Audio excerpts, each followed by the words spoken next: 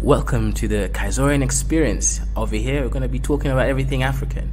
We're going to be having debates, discussions, entertainment, as well as learning about business, art, history, and everything in between. Cultural, tribalism, and everything. We're going to be out here debating with some really interesting stuff. So, like the video, share the video, and make sure you subscribe. Make sure you subscribe. Subscribe for the best experience ever. This is the biggest channel on the Afrosphere. So come and join the team, become a Kaizorian, and join the Kaizorian Empire.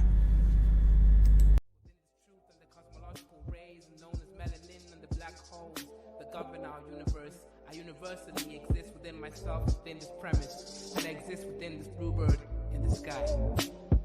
I'ma fly like the blue in the sky.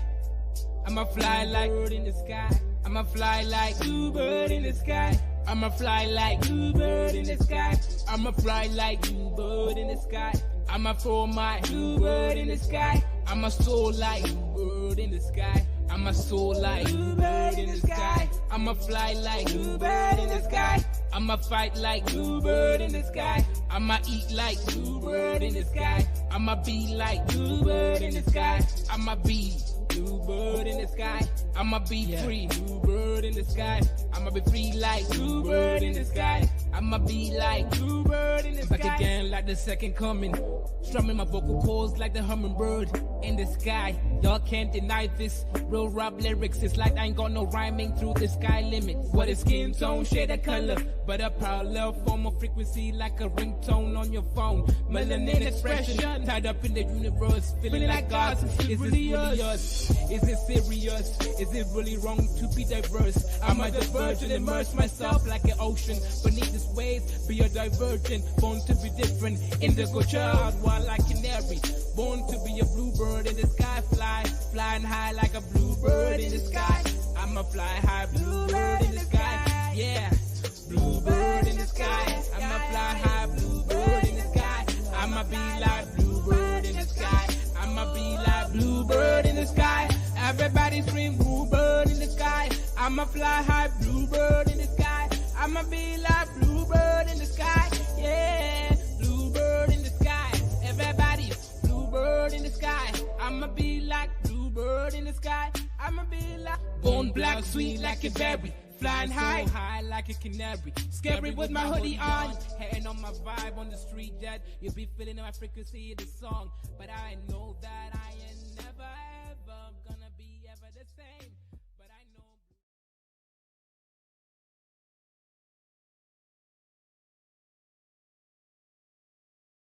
Shalom, shalom, mother loving one. What's good, my Dusties out there, my Africans, and the blacks over there, right? And also shout out to the whites who watch this channel. Without you, your support is definitely encouraged, right? So shout out to you. Anyways, today's discussion is not too long. 7,000 migrants invade Europe, Italy, right? In one night, Niger removes French ministers. So that we're going to be looking into that. We're going to be looking at the updates on the Niger situation and what they're doing there with France, and also the migrants that have increased their presence in Europe, right? So how can Europe protect itself from Africans? And how can Africans protect themselves from the racism that's going to ensue in Europe? Because we know what's going to happen is there's going to be young men from Europe who are going to say enough is enough. We have too many of these migrants coming in. Their culture is different. They don't want to integrate. They want to sing their songs. They don't want to speak our language. They don't even want to know us, right? So that's part of the conversation. So without further ado, let's get it. As usual, make sure you like and share the video to all your family members, right? All 5 of them. So, yeah. After the other dinghy boats form a steady line as they approach the coast of Lampedusa. Do you hear what the brother said? Arriving one after another. So, a wave of African immigrants, around 7,000 in just 24 hours. What do you think the other 24 hours has been specifying? Europe is getting flooded by Africans right now, right? We're talking about North Africans, West Africans, Somalis, and Eritreans. These are the groups who are mainly coming to Europe through this method, right? You won't see a Kenyan there because Kenyans would use a plane, but the typical Africans and Nigerians, etc., and we know them. After a journey across the Mediterranean Sea. The island is the first port of call for many people fleeing from northern Africa as they attempt to make their way. Yep, look at these people here, man. All of these people, a lot of them were actually slaves within Libya, being traded actually within Libya's situation. So this is kind of alarming that so many people arrived. It could be some corruption happening because we know that the European Union pays countries like Libya, Morocco, money to basically prevent people from coming to Europe. So of course, what may have happened is corruption may have ensued, and hey, maybe they're taking money from both sides, from the Africans trying to cross into Europe, and also from the European Union. So maybe Morocco just decided to take money from both sides and not deliver on their promises, right? Which is to prevent African migration into Europe, illegal African migration. Further into Europe. But the tiny isle is overwhelmed by recent arrivals. Over the course of 24 hours, around 6,800 migrants disembarked from 120 boats. This is why I have to say, guys, right? You always come for me. Oh, Kaiser loves Dwight Man. Dwight Man, if you notice, right? As they're arriving, Dwight Man is preparing free food for these people. I'm sure it's free, right? For these people right there, right? Dwight Man has cooked the food, and Dwight Woman is serving them there, right? And I'm assuming it's for free. Around so 6,800 migrants disembarked right? from 120 Dwight boats. Food That's to all these Africans. People more than Lampedusa's full-time population. We had a big increase of the arrivals of migrants this summer. We are more or less with the numbers we had in 2016. But, let's not be low IQ. Let's discuss. Why do you think there's so many immigrants coming in? And why do you think Europe seems so reluctant? Now, the policies versus what they actually keep and police, right? Policy versus policing. They have policies where they state we don't want African migrants coming in, but they don't police it very well. What do you think that means, right? If you look at the European birth rate, it's extremely low right now, especially if we look at Italy. I believe, right, and it's not even a belief, there is logic to this. Angela Merkel, the previous prime minister of Germany, actually stated it herself, right? They let in hundreds of thousands migrants into the country. Why do you think so? It's because the birth rate is so low, right? European women are not having children anymore. The most they're having is 1.5 to 1.7, meaning it's not replacement, right? And for you Dusties who don't know what that means is you need at least 2.5 children per woman for the population to remain steady. 2.5 children, right, on average.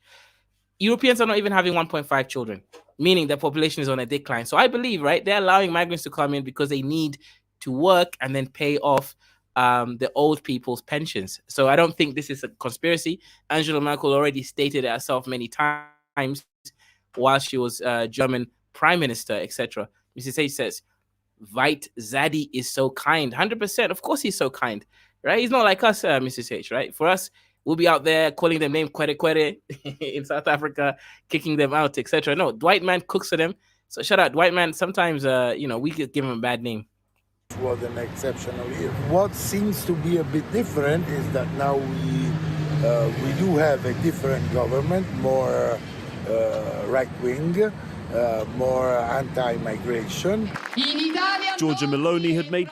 Illegaria. I guess they're trying to say illegal migration is taking control. But anyway, let me share the birth rate, right? Birth rate per woman, Italy. You'll see that actually Italy really does need migrants. Otherwise, yeah, oh my God, this is even worse than I thought. Oh my God, right? Now I'm comparing a 2020 numbers, right? This is of Italy, Spain, and America compared next to each other. And if you look at the numbers, it's kind of alarming, right? Dwight Man is almost, removing himself from existence. Look at these numbers, right? So look at that, right? Italy is 1.24. Spain is 1.23. Oh my goodness. The population might decrease by a half in the next 50 years. That's crazy. Meaning the economies can't function without population to run all the various sectors over there. So I think, like I said, right, I think the government is going to go obviously try to get votes and say we're going to be tougher on immigration. But I also believe deep down that, no, they won't police it, right? Policies versus policing, very, very, very different. Mrs. A says, Won't allowing migrants in illegally make locals more angry? Yes, it'll make them more angry, Mrs. H, but they need them. That's the reality. Right now, they're actually paying in some countries like Sweden. Sweden has let in some measures. If you're obviously like an educated, you've got either skill, high skill, labor, or if you have a degree, they're giving you $60,000 to move there. Meaning, if I didn't have the issues I have, I could just go take a $60,000 and I could move to Sweden, right? Yeah, so right now they are obviously trying to get highly skilled labor force, but they also know that within just one generation, 20 years, the children of these migrants are going to be obviously able to contribute to the economy. So they're thinking long term. Um, yeah, they're not thinking like us, Mrs. H. The white man can see the future. As with the Middle East and North African has low birth rate too.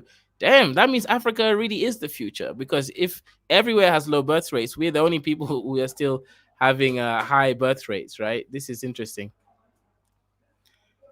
Somali mothers winning in Sweden. You guys are probably the only reason in maintaining the Swedish population high. Chuku Igwe, right? Praise God. He says mass immigration is shifting most countries to the right politically. Yeah, but as I stated earlier, right, there's nothing wrong with being right wing. The issue is obviously when you go far right, and and obviously you start kind of attacking people and all that kind of stuff. But in general, I'm all for each country kind of preserving its culture, its population, and doing what's best for itself. I think us as, let's say, Afro descended people, we always feel as if they're gonna come for us, right?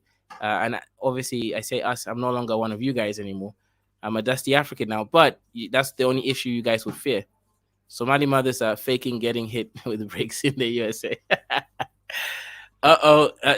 Bricks fired or bricks thrown. I was gonna say shots fired, but bricks thrown. Shout out to you, Chuku. You're definitely you're definitely hitting it hard over there. Definitely hitting it hard.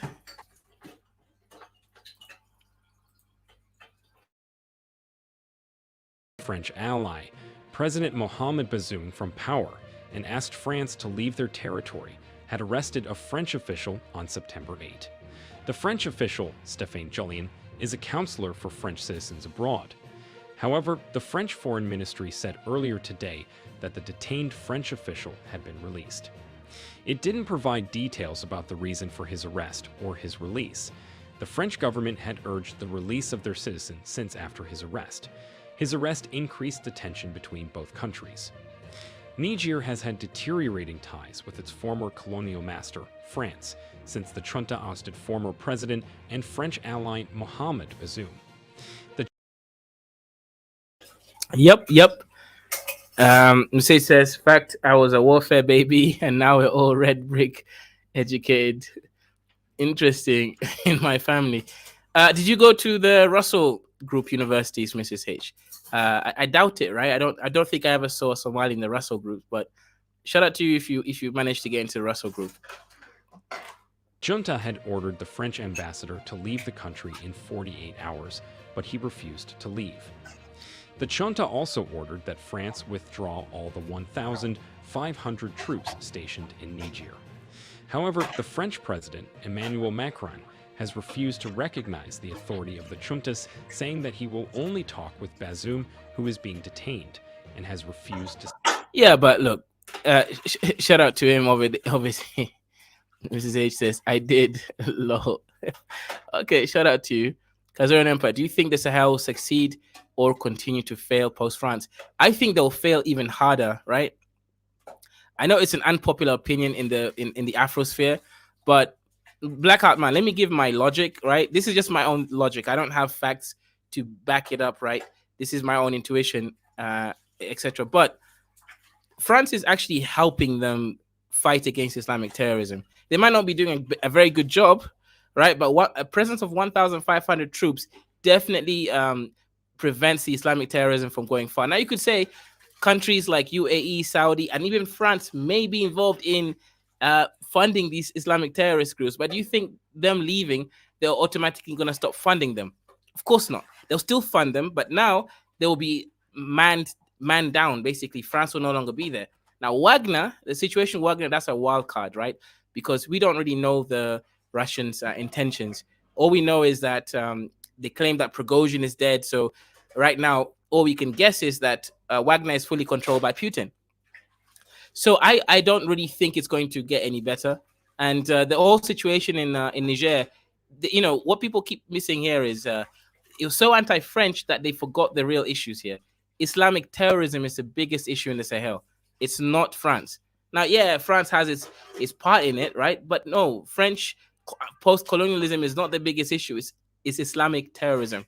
So I just doubt that it's going to change anytime soon, just by itself, right? We've had so many countless African countries becoming independent, like South Sudan, etc., but they've become dusty within like 15 years. So I really doubt that this does not seem like a well orchestrated, well planned mission statement to increase economy, industrialize, and create a base for a way to actually do fair trade with their resources. That was never really stated by any of these junta members. So no, I doubt it. Zulia says, it is embarrassment that after all this rich culture, civilization, the black part is a mess. 100% Zulia, man. It is our IQ. I've made countless topics about it. It is what it is. Zulia says, Africa makes every black person look bad. Yeah, of course, right? If we were together, we were organized, we were doing things just functional. Of course, do you think racism would have been bad so much? No, the reason why racism is so bad around the world is because Africa is a shithole. That's the reality. It's simple as that, right? If you guys were functional economies whereby you weren't seen as the case for poverty in the world, we would not be in the position where we are globally as black or African people. 100%. Right Reaction says France needs to be removed. This is real black power. Black power. No. Let France reign. Zulia, you're a mulatto. No, Zulia's not mulatto. He's half Kenyan, half Caribbean. Wagner is good for Africa. Maybe. We have no idea. We have no idea. Yeah, but anyways, guys, I've opened up the chat, the panel, right? If you want to contribute, you can do so at this point, right? I still got to finish a couple more presentations, but I can do that anytime. So yeah, if you want to join the discussion, click the thing before the low IQ people come through later on. University of Leeds. Okay, Mrs. H, shout out to you. I went to Imperial University London for my master's, but I dropped out, right? Because I wasn't going to pay the Dwight man that much money. So I got a scholarship in a different university instead. So I went to that one. But shout out, man. Leeds is a decent place. I used to go around Bristol. Bristol was pretty nice. Shout out to you, Zulia. Yo, I'll be brief. Can you hear me? Yeah, I can hear you well. Dude, when you go on Twitter and you see these migrant videos like this, if you read the comment sections, you'll see so many white people, English as well, basically calling us monkeys, proto-humans, low IQ, we should never have left the place. The comment section's wild. But, I think we should be aware of how they really think about the situation, and what's seen on a fortnightly basis of hundreds, if not thousands, of Africa like us begging for mercy by Zaddy on a boat to take us in because we can't feed ourselves, create opportunities for ourselves, stop killing each other based on religion or tribe, and basically make the decolonization movement look like it was a joke. How could you ask people to leave your continent, ask to join them in their homeland? It looks kind of silly. Yeah, so Zulia, let me ask you a question, brother, because I think this is quite alarming, right? I believe you watched all my old IQ videos. I think I removed most of it in case YouTube comes for me in a later time for racism and stuff and anti-black racism. But yeah. What can we? Okay, we got two big issues here, right? We got IQ problem, and I mean when I say IQ, I mean culture. I don't even mean IQ, right? Because white people are not individually the smartest people. I work with them too, but there's a culture that they practice where they prioritize certain things. How can we actually change our culture so that we're not seeing 7,000 migrants arriving in Europe in one day? Like, what's going on? I mean, I'm hardcore. I would say breeding and sterilization You have to be of a certain caliber and mentality in order to breed, but that can't be done. Okay, so just say eugenics. Yeah, let's not be too specific. Yeah. Yeah. So basically, I would say some form of eugenics and selective breeding would be needed.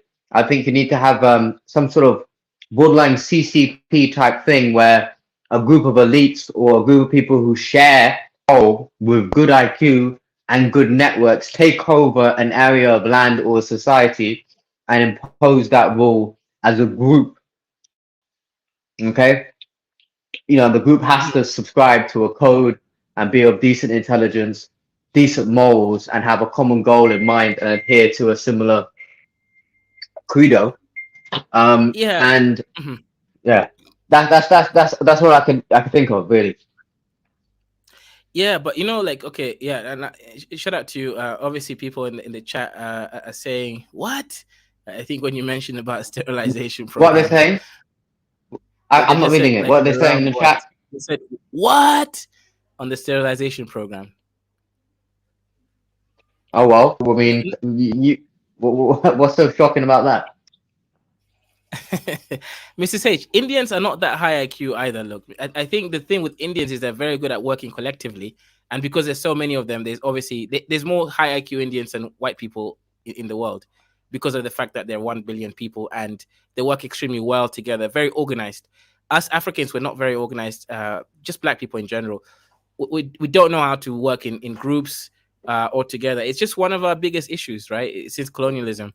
Um, Eugenics doesn't work the way you want it. Are you sure, Tanky Bot? Because I think that's what happened in the West, right? There's natural selection that occurred, whereby all the people that couldn't think across time and save meat, fat, and other stuff, they died off, and all the smart ones are the one, well, not all, but generally smarter genes remained because of the selection pressure of the harsh winters. Meanwhile, in Africa, we had all sorts of people that survived, all of them, right? The smart, the dumb, the dusties. So we didn't have quite as tough selection pressure, to be honest. So yeah, that is a form of eugenics, Tanky Bot, right? That was just natural one. Indians, yeah. And Go huh? ahead. No, No, go ahead. you go ahead. It's your show. It's your show, man. Go Yes. ahead. Yeah, Tankbot says Indians are low IQ. Yeah, if you look at the average Indian IQ, it is lower than the average Mzungu, right? Obviously, or Igbo. But the thing with them is there's 1.5 billion Indians, meaning there's going to be more high IQ Indians than even white people altogether. So yeah, Indians kind of benefit from being a collective, having a single administrative region. African countries, we lack that, right? We don't have a single administrative region. We don't even have a single currency. At least India can actually it can leverage 1.4 billion people under one currency and one administrated region. That's really the main reasons why they're ahead of us. Sure, the IQ is a little bit higher than us. I think theirs is what, is it 80 now? I think African is like 75, Caribbean is like 90, I think, or something like that, right? But yeah, in general, Indians don't really do well because of just high IQ. They organize really well and they have a single administrative region, aka a country. And we just don't. In Africa, we don't even have an echo. We don't have an East African shilling. We don't have a rand for the South African area to show it as if it's a meaningful resource. That's not a state mandated. Oh, okay, I see. Well, no one mentions state mandation. You create that in your own head, Mrs. H. Indians and all that. If your theory is correct, I would be a genius. Oh, Black Heart man, are you Indian? I thought you're Black Heart. Zulia is a buck broken Anglophile that loves his slave name. Lol. Indians are Okay, better cool. organizers. Yeah. I'm not offended by that. What I was gonna say is, if you gave me some land in Africa, a country, for example, I would willingly go and ask and incentivize people who are of African descent to come and interview for citizenship if they meet certain criteria. What skills can you bring to the? You see someone who's willing to come to your country, has a skill set they wish to bring, can provide evidence and documentation of not being a criminal in their homeland. I would incentivize to come and set up shop or to do some work in your country. That's what you would do if you care about your land, your country, and prosperity of your land. You would try to get people to come there to try and build it up. And for my humble opinion, from what I see, there's three major issues with Africa, Black Africa. Why I would not, have much hope for at this time is one, religion, 2, ethnic tribalism crap, and 3, sell out corrupt leaders. And until those 3 things are remedied, I don't care how much money the Chinese put in there. I don't care how many Westerners you kick out. The problems will still be endemic now as they were. Even if you look to what happened in the 15th, 16th, 17th century, European powers providing weaponry to sell out leaders to do certain things to fight amongst themselves. It's happening now again, right? It's happening again. So the pattern will repeat. These African countries will remove the Western bad guys, allegedly, and then they'll start killing each other and descending to see how this plays out. Mm-hmm. So Yeah, that's my opinion. There you go. No, 100%, 100%. A Black Hat Man says, my father is 3/4 Indian, if that makes sense. Uh-oh. You're an Indian hat man. Okay. Shout out to you. Yeah, no, here's the thing. I want to comment on what Zuli and Black Hat Man is saying over there, right? And people in the chat. I've said this 1,000 different times, 1,000 different ways, right? If we don't know, if we don't, I hate using the word to come into terms, right? But if we don't come to terms with the facts of what happened during the first colonization, again, you guys claim you don't like colonization. I actually liked it, right? Because we were able to be pushed forward, technologically speaking, by leaps and leaps of manners with the education itself, right? That stuff is so valuable. But the rest of you guys, oh yeah, well, Kaiser, it was really bad. Okay, if it's really bad, it's going to happen again. It's already happening again. Do you know why you got colonized? 2 simple reasons. You weren't organized, and with all the tribalism and nonsense. And the second reason is you don't believe in a culture of being better and doing better. That's it. If you don't fix those 2 things up, you'll forever be in the same circle, in the same cycle over and over again. So I ask you Africans, right? Do you hate colonization? If you do, then you should do something about it. Change the way that you do stuff. Lack of organization and lack of wanting to, technologically advance. That's it, right? Because if you look at the difference, right? Dwight Man came with what? A mullet, some guns, and some gunpowder. Okay, he beat you because you were disorganized, right? He didn't beat the Habesha because the Habesha were organized, right? The Habesha went, created a new country called Ethiopia from the Abyssinian kingdom. They colonized the southern nations people, and then they forced them to fight off the Italians. You guys, the rest of you, got colonized easily because guess what? You want unified, right? So organization is one issue, and the other one is developing high IQ weapons.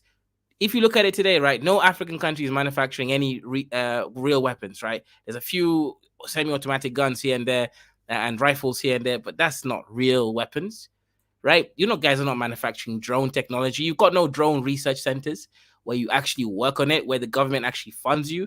And you know why? Because Africans don't see the future, right? Even, they think that just, you're spending money, you wasted $20,000 on drone technology instead of thinking, if I spend that $20,000 per person per year, highly skilled drone technologists and research scientists, in 10 years' time, I might actually hit a nice new little patent, then sell it for way more value than what I invested in, right? Because they're not seeing the future. That's one big issue. And until you see that future, honestly, I believe that we're going to be at the bottom. And, and those who claim they don't want to be at the bottom, then you got to reconcile with that. Chuku Igwe says, the Dwight Man got an early... Yeah, guys, if you can't call it Dwight Man. Dwight Man got an early lead because of guns, germs, and steel. Yeah, but here's the thing, Chuku, right? Do you know in Africa, we haven't even reached steel age yet? We tried it, but most countries failed it. Nigeria failed horribly because of tribalism, right? In Kenya right now, we only have iron age technology, right? We're making stuff from iron. We're not dealing with steel yet, and that's an embarrassment. But anyways, we got a new panelist. What's good, Felipe, over there? Are you yeah, what's good? Julia, how are you guys? Yeah, not too bad. Just chilling. I'm not going to stay on long. I'm not going to stay on long, but I agreed with some of what you both said, but I got some questions and I got some comment. First point is I think that we failed because the disorganization was in part engendered by the leadership. As I understand it, that many of the kings had mismanaged the gold and become too reliant on it. And so what wound up happening was that the mines started to dry up, and then that affected the economy, where they started to have to look to other things to trade. And in that process, what you call disorganization, then they wound up being enslaved. But it really came from the top of just mismanaging the gold and resources that they were trading. And the other part, which I agreed with that you said, Kaizo, was that for some reason, and I haven't figured this out yet, both in the diaspora and the continental Africans, we refuse to develop a culture of reverse engineering technology that comes into our hands. So correctly identified, Kaizo, that we had muskets. The problem was we didn't advance the technology. So when the Mzungus come in, they come in with more advanced muskets, and then they wipe us out in the 19th century with the machine gun. And that was directly our fault, because we never developed the technology that we already had in our hands to advance. To something that Zulia said that kind of disturbed me, which was this kind of eugenics, we got to wipe out some of our people kind of thing because of corruption. And I don't want to misquote you, Zulia. Can you restate? I'm saying, listen. What I'm saying is, listen. Okay, I'm not saying I'll do it, but this is the quickest way out. In an ideal world, I would go. I'm talking sterilize or limit the one kid for certain people if they cannot display characteristics that were basically you have to qualify to breed. Let's just put it that way. I don't care if that sounds harsh, but in my world, for Black people worldwide, particularly in Africa, I would say that you would have to be qualified to breed. Okay, you would have to be married to have a certain degree of income. You would at least have to have certain standards in order to breed. I don't think you should be allowed to breed just because you're a human being. That's just my opinion. Okay, if you care about a group dynamic and the quality of the individuals, if you want to speed things up a little bit, you're going to have to set some standards, and standards apply to your ability to breed. That's just my opinion. I get your point. What we're talking about is birth rate. And so why, in your mind, do you think that in the Western world, the birth rates have gone down? Because my comment or back to you would be, why can't the methods that the Western world has employed to reduce birth rate work in Africa? Number one, there's not enough economic opportunities and education for the women for them not to prioritize career over having children at a young age. That Africa won't be able to do that, and the culture won't permit women to go and compete with men economically, educationally, or financially. So that in and of itself, the option prevents that from happening, and that's one of the major reasons why the birth rate is so low in westernized, industrialized, rich societies. That's one major reason why. And okay, that's a brilliant comment, actually. So, you know, Kaizo, when I normally come on, I'm strictly talking about the economics. And to Zulia's point, which was a very thoughtful point, that this is why I said when I've come on that you have to develop a tax basis and you have to develop zoning that creates economic opportunity from the community upward, so that you have economics that start to address some of the issues that are being created. I understand exactly what Zulia is saying, and that's brilliant, that's correct. But I just don't believe that our people are incapable of thinking this through and doing better, that they have to reduce the amount of people they're creating in order to have more wealth. I don't believe that, but I could be wrong. I've got a point, because I've been researching. I've just used statistics that get shown up by the World Bank and so on and so forth. But from what I've heard is that in the last 50 years, the percentage of poor people, extremely poor in Africa, has dropped from 43% to around 35%. But still, the raw numbers, as in the number of people who actually are living in extreme poverty, have gone up by over several hundred million, right? is that a success if clearly now you may have a smaller percentage of extreme poverty, but you have hundreds of millions more poor. You know what I'm saying? So if now, with all the economic growth that the world has seen and the extreme poverty rates in the rest of the world during those 50 years has dropped by even more of a percentage, you know, one Africa can't look after and sustain the amount of people back then, and obviously can't do now. That's why there's 7,000 people getting to the shores of Italy. What makes you Well, think if countries like Nigeria, for example, double in size in 30 years, that the economic output, which is already low, with the rise of AI, is going to help to reduce the raw numbers of extremely poor people in 20, 30 years time? that's another brilliant point, Zulia. And my response to that is exactly the source of the data is part of the fundamental problem, which is we've got an addiction, at least on the continent, it seems, to World Bank and IMF money, and not generating our own money through inter-African trade, bond markets, and collateralization of our currencies. That part of those numbers and the projection out assumes that we don't do the common sense things that we know should be done in order to develop. And I personally don't see any barrier to us doing them other than we have the know-how. The problem is something that Kaiso brought up, which is that our diversity tends to be used by outside factors and ourselves as a weakness rather than a strength. And the reason why religion has such an influence is because religion, whether you like it or not, helps to organize people to all be on the same page.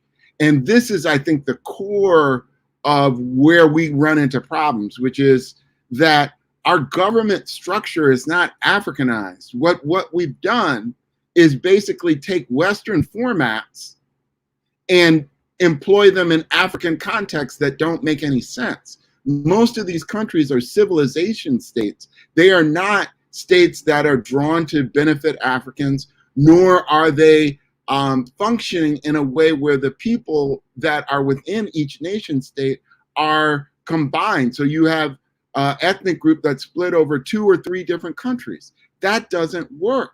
And Kaiso knows I have talked about this before. What you need is regional economies. We need 5 regions cut out of the continent, and then to have the ethnic groups recombined so that you don't have an ethnic group split over 3 countries, and that they can actually function in the economy as one, rather than in 30% in Nigeria, 40% in Niger, et cetera, et cetera. That ain't going to work. It never did work. It's not going to work. And dividing ourselves further by religion is not the way. It is a convenient tool to get people to think alike. But in the long term, for us, particularly since many of these religions are coming from the outside in, I've never seen a group of people where their God doesn't look like them succeed. That to me is just asinine. Now, that being said, we can't roll back the clock, but we certainly can be smarter about how we deal with it. So I agree. I thank you, sir. What I wanted to get to was the reformation of our government structure. Now, look, I don't say that I'm an expert on this, but I do know a little bit about it in working in Asia. And what I will tell you is that our government structure needs to be modified. This modern democracy thing that we've tried and basically failed on the continent doesn't work. And the reason why is this. The reason why you have corruption, and I'm basing this strictly on what happens in Asia, that the corporations, when they come in, they don't want to deal with a parliament or a Congress or whatever the heck is there, that you got to get 1,000 opinions to put a railroad in, or to put in a deep water port, or they want to build a factory. It's too many hands, too many eyes, too many whatever to adapt. So one of the adaptations that the Chinese made is in their you know, you could call it communism, but it's basically a party structure that you only got about 100 guys that are making the decisions. And in exchange for that, the people are promised development. That's basically the exchange. And I believe, however we structure it, call it African tribe, call it whatever we want to call it, you know, our new government structure, that we got to go to something like that, because we have even more diversity than they have in Asia. In China, I think it's 54 or 56 different ethnicities. In many of our countries, it can be even more. So that structure of government where we cut down the amount of people that are making the decision is something that we can adapt and need to be able to make decisions faster and to adapt faster. Yo, What do you think so about that?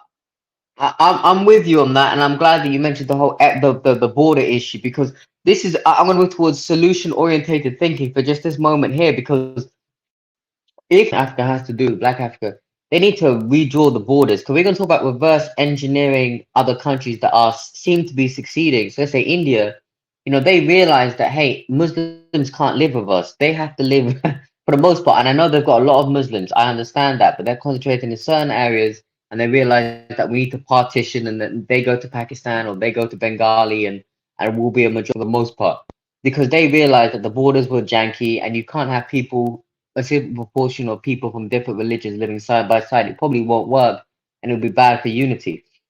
So let's reverse engineer that for Africa, and say that we need to redo these borders and divide.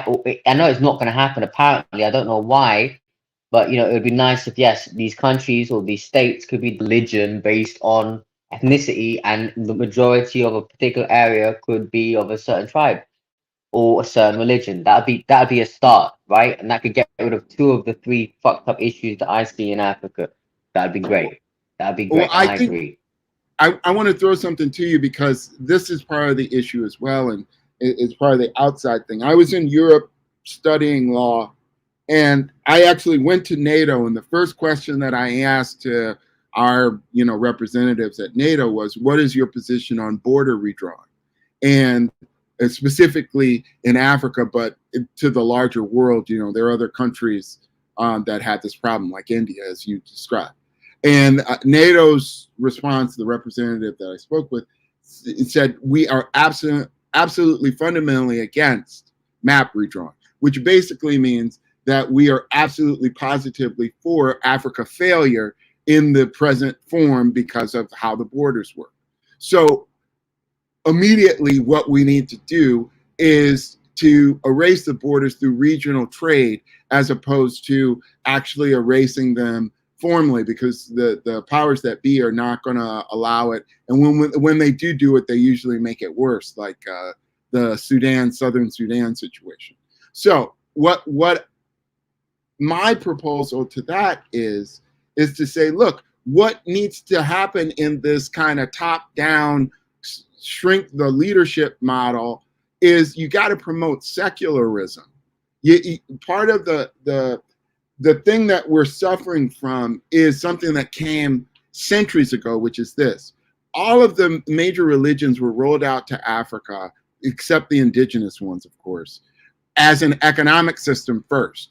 That's why you had pockets of Judaism and Christianity and Islam in various parts of sub-Saharan Africa, was because they were doing trade with these areas. And then as a result of the trade, they adopt the religion, because they are told the only way that you can continue the trade is to also adopt this religion.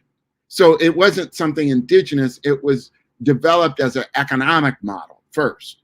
So what we have to go back and correct is our economic model to reverse engineer something that works better for us. That's not going to be Asian, it's not going to be Western, it's going to be African and adaptative. But for some reason, we seem to be resistant of that. Like, you know, we've always done it this way, and so we continue to do it this way.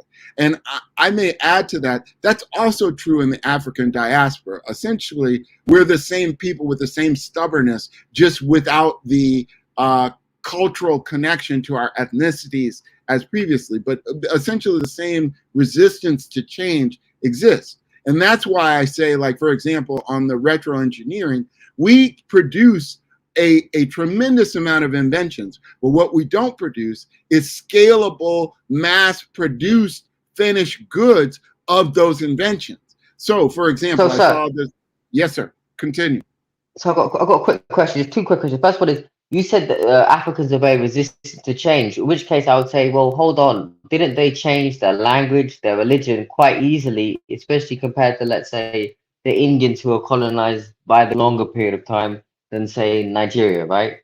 It was 270 something years for India. So if they're resistant to change, why did these guys change their language, or at least, add an additional language, their religion, their system of governments and law? If they were so resistant to change, why did they change so quickly? I would argue that they changed as a result of the economic force that was put upon them by the powers that came in, not that they would have done it by their own initiative. So I have a question yes, though, sir. Felipe. Yes, sir.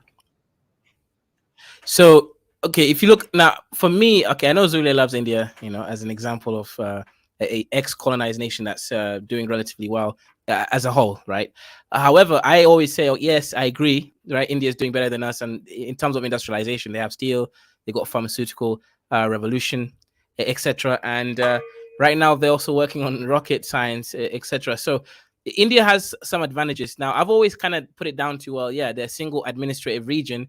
Africa is not. It's a region with so many different regions, currencies, and so many redundancies that you're losing efficiency at every checkpoint, right? So I was like, yeah, but do you think if Africa was a single administrative region, aka we resolve the organizational tribal issue, we would be better than India? Well, it depends on what kind of model. See, I would argue that India actually is one of the most duplicative business environments in the world. And actually, if they really wanted to game up, the reason why they're losing to China is because they don't have free trade with their former parts. If India was a free trade zone that combined with Pakistan, Bangladesh, and Sri Lanka, they would have a mega economy. But because they're stuck in their own, morass of ethnic conflict, they refuse to do it. Now, it may happen because Pakistan is collapsing right now. They may get that free trade deal done anyway. I won't give away my source too much, but I was in Europe not too long ago and met a guy that was working at Tata, the motor company, and they were saying that the free trade is on the table with the Indians. They're just waiting on the Pakistanis to sign off. So they may get it, but that's their biggest screw up is that they're not even maxing their full capacity because they have parts of their former self that they refuse to work with. In the case of the Africans, and it just depends on what country we're talking about, that there is an opportunity there. And I would argue that it's just having the openness to say, let's redo this in a way that makes sense for us. And that's what I was really referring to, Zulia, is that all across, whether you're talking about the diaspora, you're talking about various countries on the continent, we have our people that don't want to change stuff, in a quick way that obviously makes sense. Like having 100 different ethnicities in your country, but having that be a democracy is madness. You cannot administer 100 different ethnic groups that think differently. You have to have an idea of like, look, we need 10 people or 100 people to make the decision. And in exchange for that, you guys are going to get clean water, some zoning that you can actually build some businesses and roads and high-speed rail freight to get your goods to market quickly. That's what we'll give you in exchange for letting us lead. But we seem resistant to that. And in the diaspora world, which is where I'm from, that you get a whole bunch of people that are like, we don't want to work with the Africans. We don't control our communities, but yet we can do it by ourselves. We don't have any business infrastructure in our communities, and we don't work for ourselves. We work for the ethnic groups that control those communities, yet we're going to build things ourselves. It's absolutely asinine. And it's the same kind of, resistance to change. to say, look, this experiment, every other ethnic group in the diaspora world works with their continent and their home countries. Why don't we do that? America obviously has sent us the message they don't plan to work with us ever. It's in their constitution, it's in their legislation, and it's in how we're actually treated. So what other incentives do we need to say, hey, you know what? These guys are not really down with us to help us improve. They actually Right. are very comfortable with us on the bottom. So okay, let me ask you a question, and also it's actually Caesar can start with this question first. Caesar, are you aware of any Nigerian steel manufacturing companies? I'm not saying iron. I'm talking about steel, actual steel. Like, okay, the armored vehicles manufactured in Nigeria, are they the ones actually creating the armor around the vehicles using their own, again, steel? Mixing different components of different metals, nickel, iron, copper, whatever carbon. Are they making steel, or are they buying steel and then just shaping it into the armored vehicles? What's your Yeah, opinion? so to my understanding, I'm pretty sure that we're not making our own steel. I think they tried to do it. Everything's slowed down. The I think it's a Ejak Okuta steel mill is like not active, even though it's pretty massive. So yeah, to my knowledge, I think they're importing things. I don't know of any steel plants or anything like that. Yeah, but I wanted to touch on what Philip said and then your other question. So to what Philip said, I would say the Indians are doing a good job.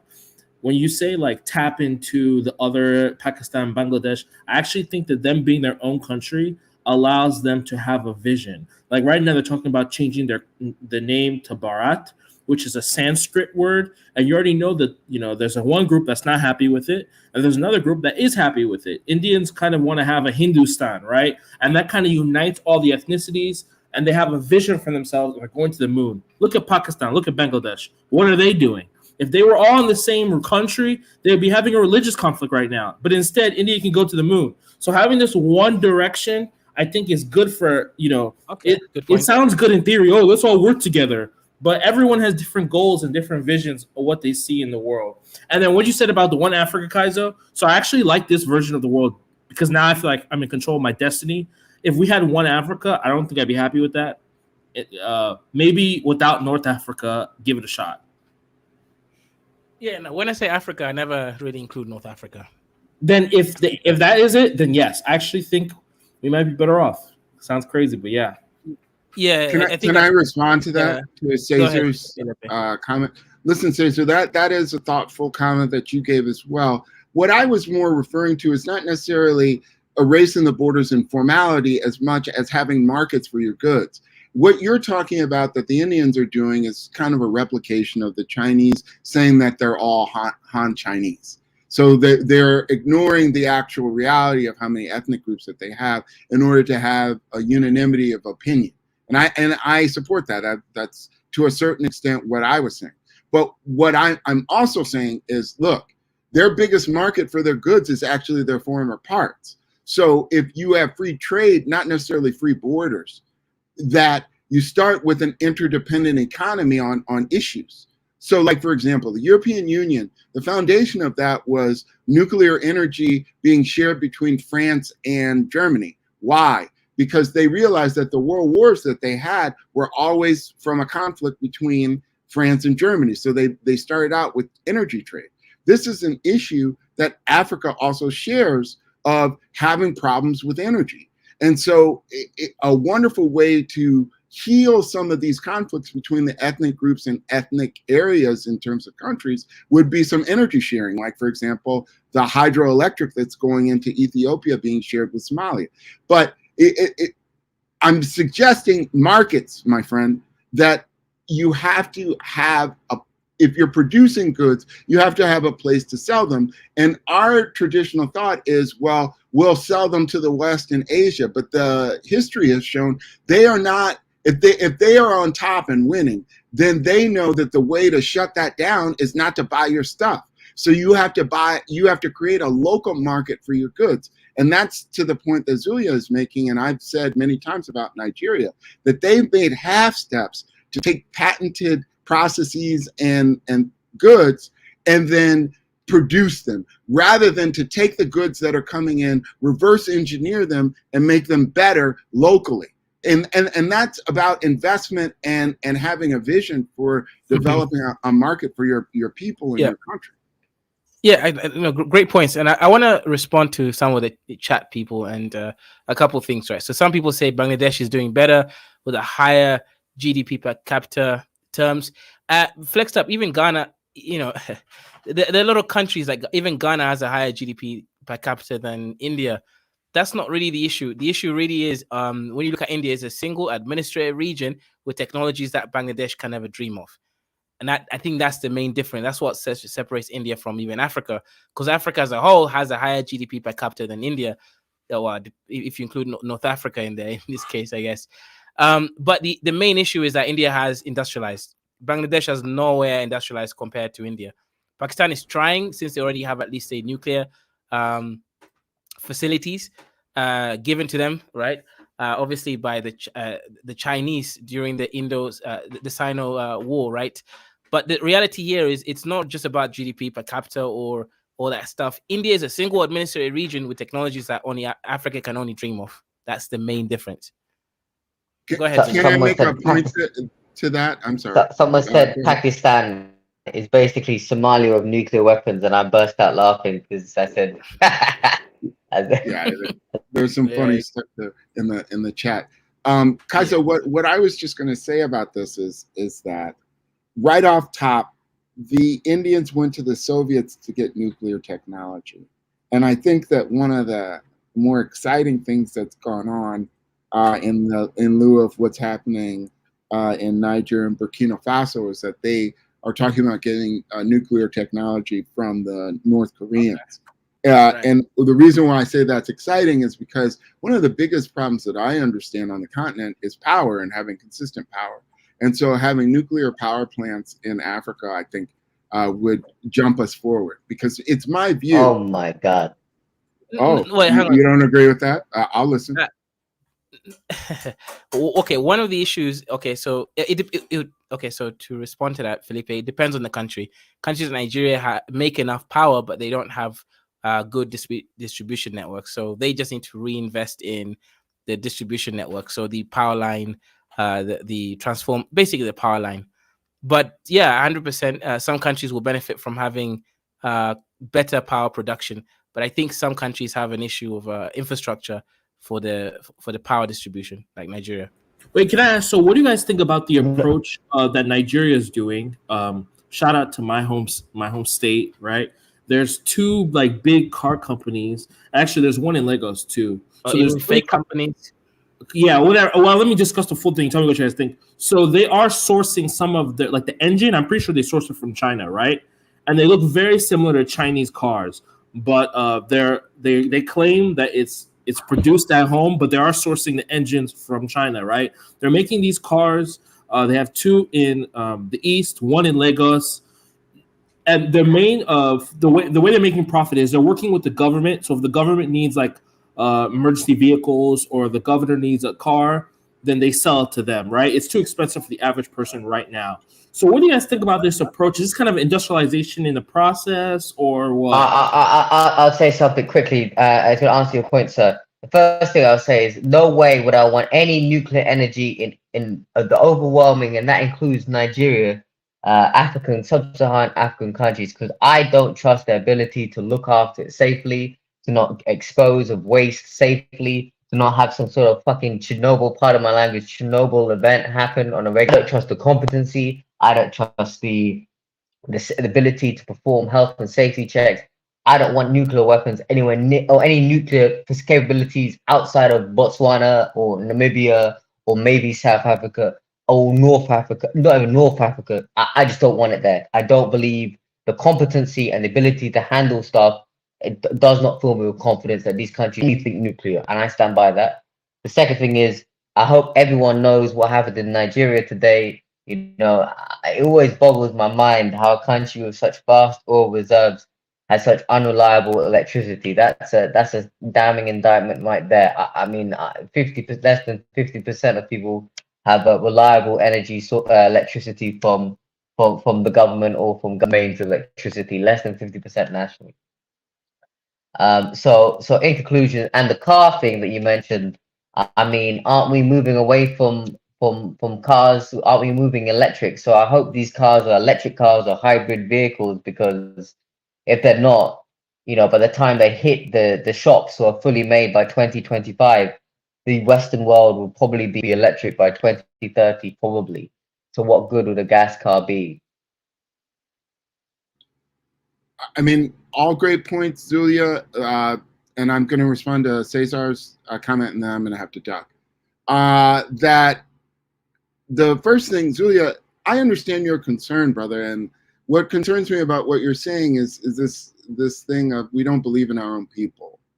And I understand why we don't. You know, we have a track record of not, you know, I mean, you can look at Nigeria as a case study of how the externalities have been pushed onto the people and make them sick with the oil. So I understand your concern there.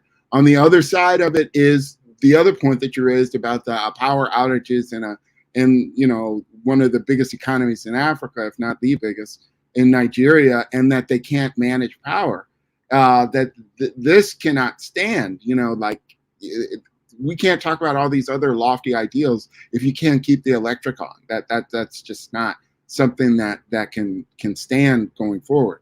So it's my view, and I could be completely wrong about this, that Black Africa has to have a viewpoint of, number one, we're going to be more tech dependent than even Asia, and that we have to jump ourselves forward with the power thing.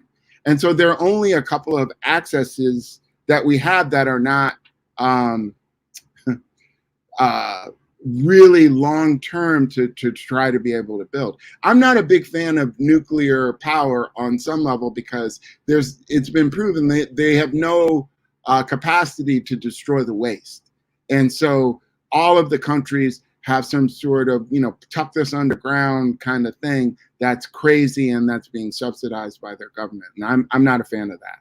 On the other hand, the power situation in many of these African countries is so desperate that you gotta kind of think, what is the fastest way to get us in the game? And then from the power generation to be able to develop corporations and multinationals so that maybe we can go away from nuclear power. But right now we're at square one, you know, so I have reluctantly adopted the nuclear idea just because I know you can't power your economy forward without consistent power. So that was the first thing. With regards to what Caesar was saying, this is exactly, I did this kind of work in Asia, and specifically in Vietnam. And, you know, now Vietnam is making electric cars, the VinFast. But how they got there was they started with joint ventures and free trade zones, and then they put a ton of resources and money into reverse engineering all of the things that came into their free trade zones. So I like the idea that Nigeria and various other African countries are starting with joint venture production so that they can study and develop their own technologies based on the technologies that are coming in. But if we just bring them in and become dependent on it, it's like taking steroids. So, I don't know if you guys know this, but if you take the steroids, then your testes tend to shrink up because you don't produce testosterone anymore. You're getting it from an outside source. And this is what would happen to a nation state as well. If you're getting the technology constantly from the outside, then your own ability to produce it yourself shrinks. So my biggest point is, both in the diaspora and on the continent, to develop this idea that anything that comes into the borders of your country becomes Xerox and made for the local market. Maybe it's not the same quality or the same level or the same materials, but that you develop a local market. And the only way to do that on some level is to see the top goods come in. So through the joint venture or free trade. And so that's kind of my response. I don't know if that answers your question. Isn't that what China did? Good job, both of you. But yeah, Zulia, on the nukes, come on, bro.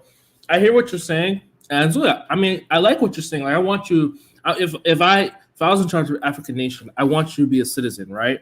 But come on, you gotta have some. So you're a good critic, but in the end, we need to have nuclear weapons. We need to have some kind of nuclear industry. We can't just say, we don't trust Africans to do it. I mean, Come on. Yeah, yeah, yeah, yeah. I see what you're saying, but for me personally, I would feel if Africa could do renewable or solar, even though the energy output is lower, I would be more happy with more geothermal, environmentally friendly type options for energy. You know, for the most, in my opinion, I would trust Africa with that more, and also the weather helps with that. So I'll be more pushing for solar energy if possible, or some other form like that Dude, because even in the yeah, West, I prefer all these other forms of energy. It's just nuclear. To have nuclear weapons, I think, is nice, and we should be able to produce it. Yeah, we should be able to produce it. So even if only 5% of our energy or 10% comes from nuclear, that means that we can have some kind of stockpile.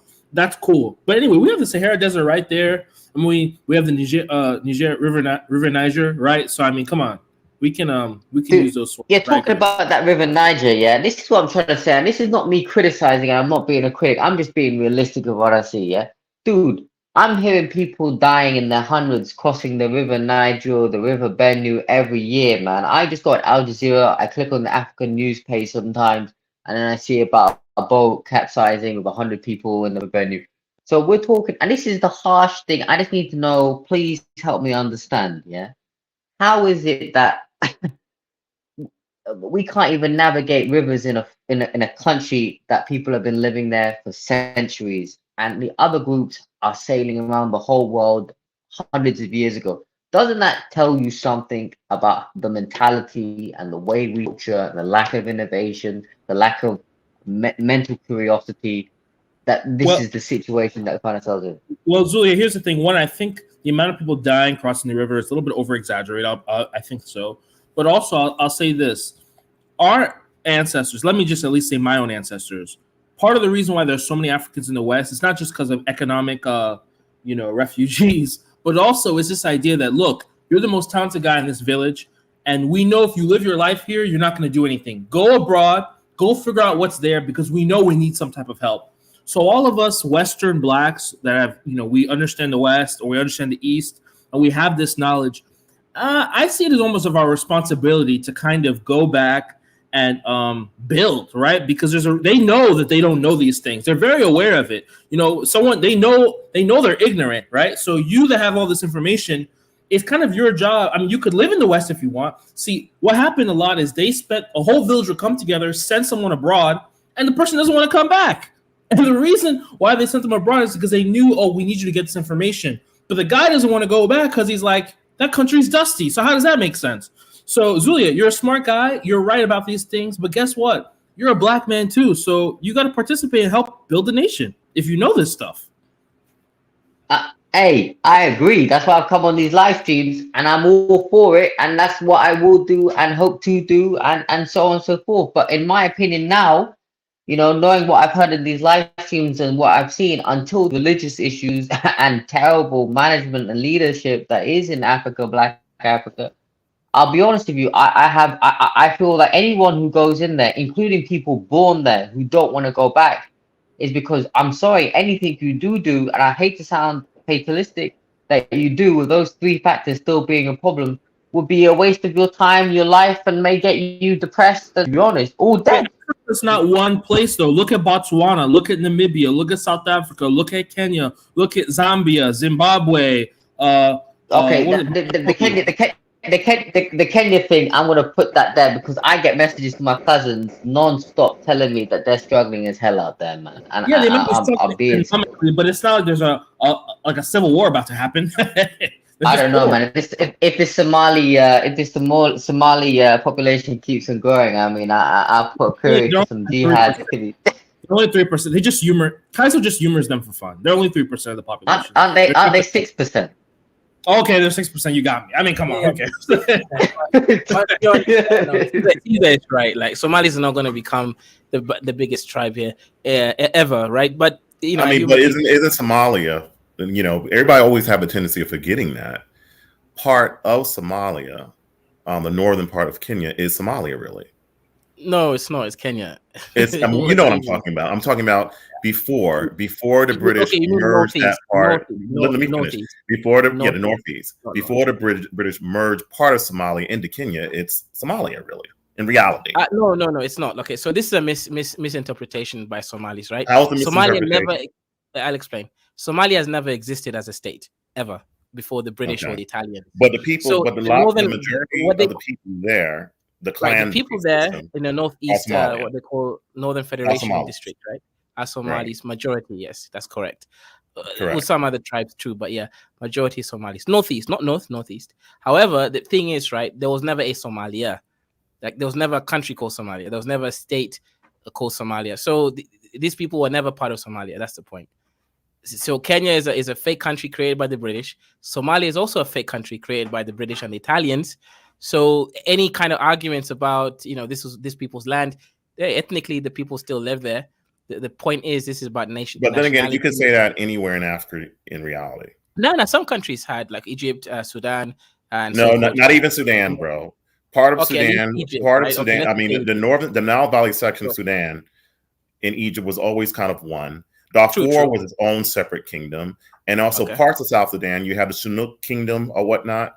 I'm not sure about the Dinkers or what have you. They had their separate. If you look at the map of Sudan, back in the 1700s or whatnot, it was totally different. And then, I'm not going to even go back to their Christian history and stuff like. I mean, that's in the northeastern region, as far as what occurred there, and part of the Christian part of Sudan and Upper Egypt was one entire region during the Victoria period. So it's just, Right.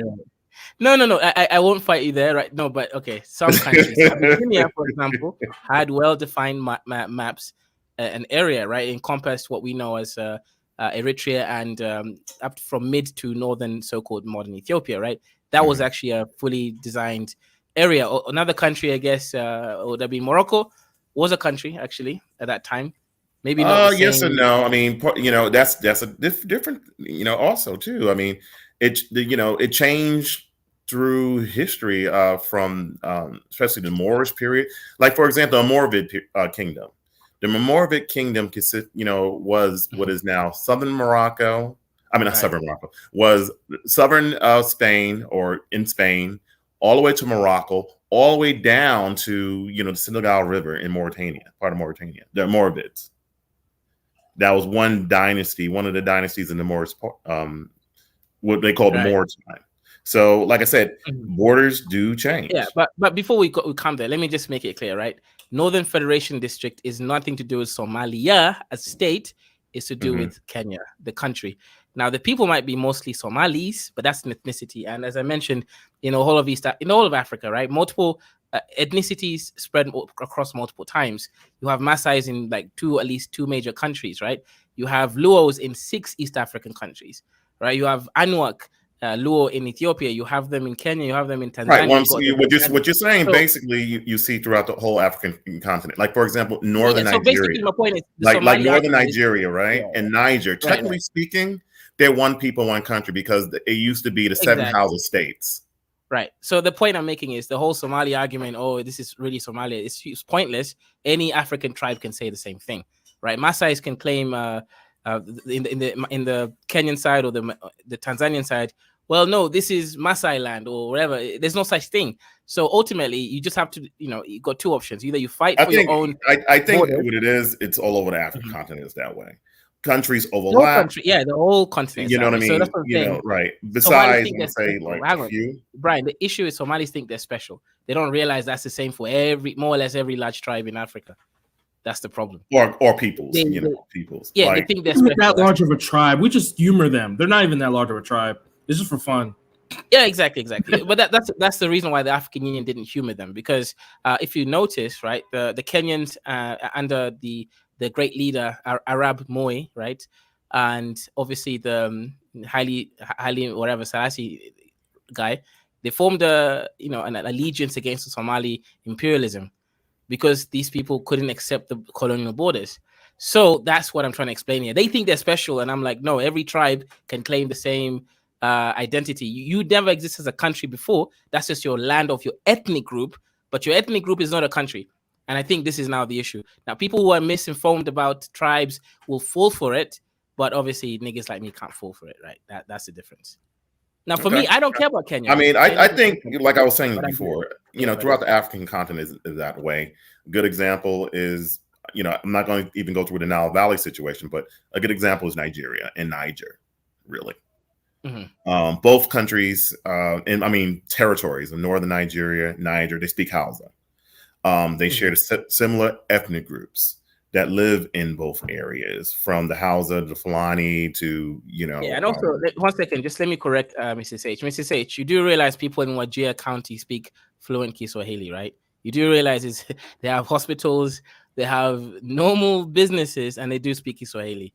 Almost every section in Kenya speaks Kiswahili, fluent Kiswahili. So, Mrs. H, that is wrong, right? They do speak Kiswahili. That's just wrong. I just want to mention one thing, which I'm not sure you was bigging up India or anything like that, but what I hear from Indians, especially who I work with and stuff like that, oh my God, you think you guys are bad when you as far as criticizing the infrastructure and the government and things not working? You don't have the Indians. I'm not saying Indians complain about everything. You don't have them beat in that area. My cousin, I haven't gone to India myself, but my cousin have, and he tried not to be critical, but he said it's not one of those places where you want to go there for like a vacation, and if you're the faint of heart. I heard India stands for "I'll never do it again," and I lolled when I heard. I mean, just the main thing is they have just a massive country. They're able to get to the moon, build weapons, build nuclear. Right. One of my friends. I'm not saying I'm really into the space. It's kind of funny you just mentioned about going to the moon. One of my friends who was Indian. I mean, not a friend, but a coworker. I was looking at the moon, because in case you know that I'm really into the space program as far as with the Artemis project, Elon Musk, all the different commercial space activity companies that's in the United States, and also a few in China. I was listening to the whole Indian when they going to the South Pole, the moon thing. He was just like, Brian, please turn that shit off. I said, what do you mean? I mean, I think you should be happy. You're from India. He was like, how could I be proud of the government if like, for example, we were on a train together. We was headed for Seattle. He said, you see that bridge over there, Brian? See how stable that is? He said, in India, they would do it cheaply and the bridge would collapse. He said, in India, you still see people shitting on the streets all over the place. Lack of infrastructure, in certain areas. The poverty situation, especially where he was from and stuff like that. And, I didn't have running toilets and, and he was going on and on and on and on. He was saying, how could you be proud of that shit going to the moon, but you're not taking care of the situation back home? Brian, here's the thing. Even China, like, they have buildings that fall down, bro. Like, I know that. What I'm saying, he's looking at it from his context as far as how the way he grew up, where he comes from, and he feels that in the United States gave him everything where his country was not able to give him. Of course, look, Indians suffer from I have a lot of. I hang around a lot. I used to hang around a lot of Indians. Indians have low self-esteem. One day, sadly, they may wake up. Just be careful, guys. Africans. If Indians started feeling like, look how Nigerians talking. We are so dusty. If Indians started talking the way they should be, some of them do. Because the Indian person I know, he don't like dealing with other Indians. He feels they're morons. He does. He do not like dealing with other Indians. He'd rather deal with other racial groups, have conversation with other racial groups. He was like saying, when we do like real estate stuff, he's like, you deal with the Indian, Brian. I don't want to deal with them. Like most of the top tech CEOs are all Indian. That's shit crazy. And then the Prime Minister of UK is now Indian. What the hell? And then Vivek. No, not just Indian. These are high class Gujis from East Africa. There you go. In the UK.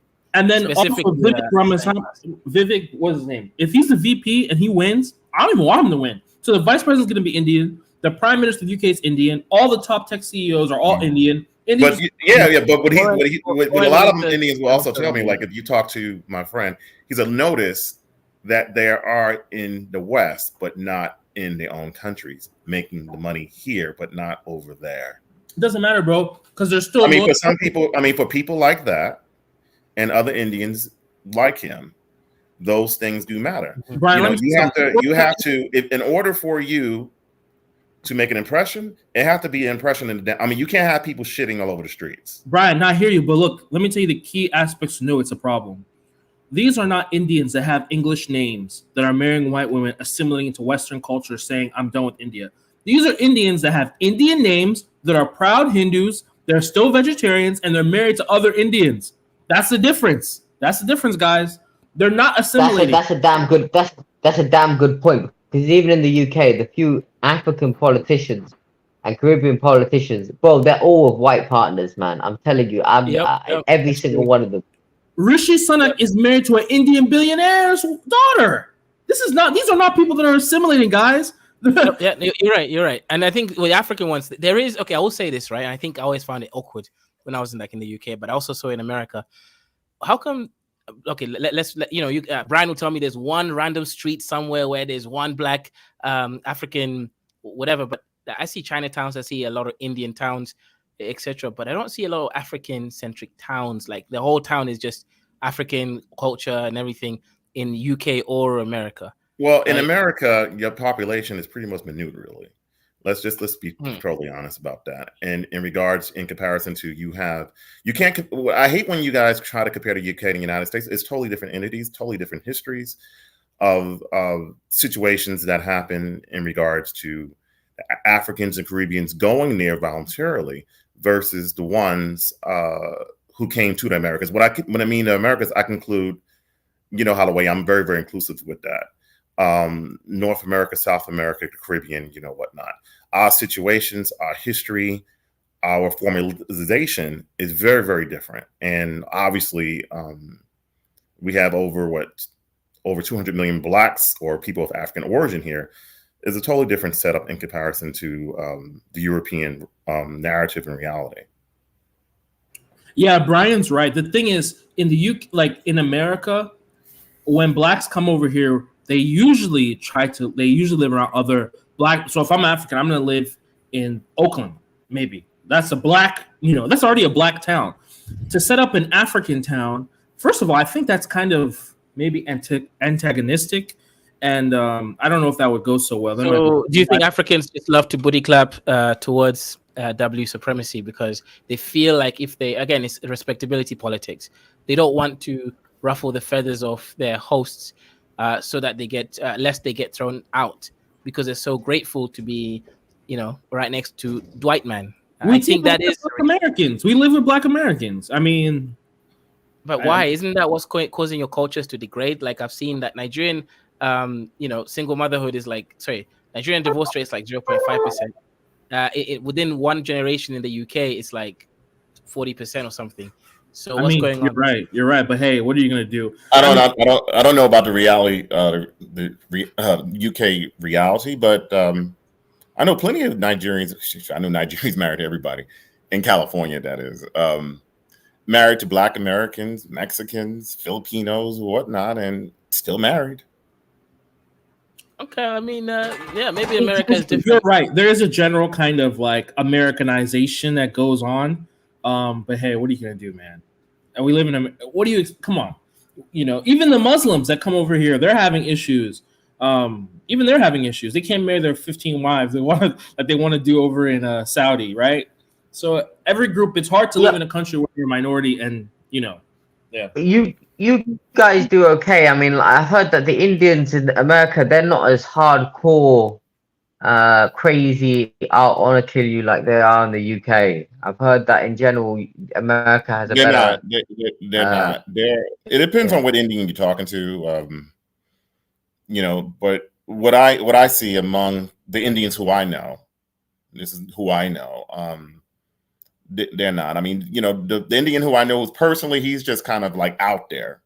So 1 second, Brian. Are you trying to say like in the US, Indians tend to take more of a respectability politics? Because what I've noticed is like, this is just my observations, but in the UK, Indians you don't really see them in like the highest level tech jobs exactly overrepresented. No, they are overrepresented, but they're not exactly like killing it, right? There's a difference between being represented and killing it. In America, you see them as CEOs of all the big companies, Google, talking about Amazon, etc. They get the highest level positions in these so-called Dwight Man jobs. in the UK, either they create their own jobs and businesses, or they kind of just overrepresented in numbers in tech, medicine, pharmacy. So are you trying to say that the ones in the US kind of did a slightly different strategy to infiltrate? Yeah, I mean, white is man's business? that pro? I mean, you know, I live in Oakland. I mean, you still live in Oakland, Ike?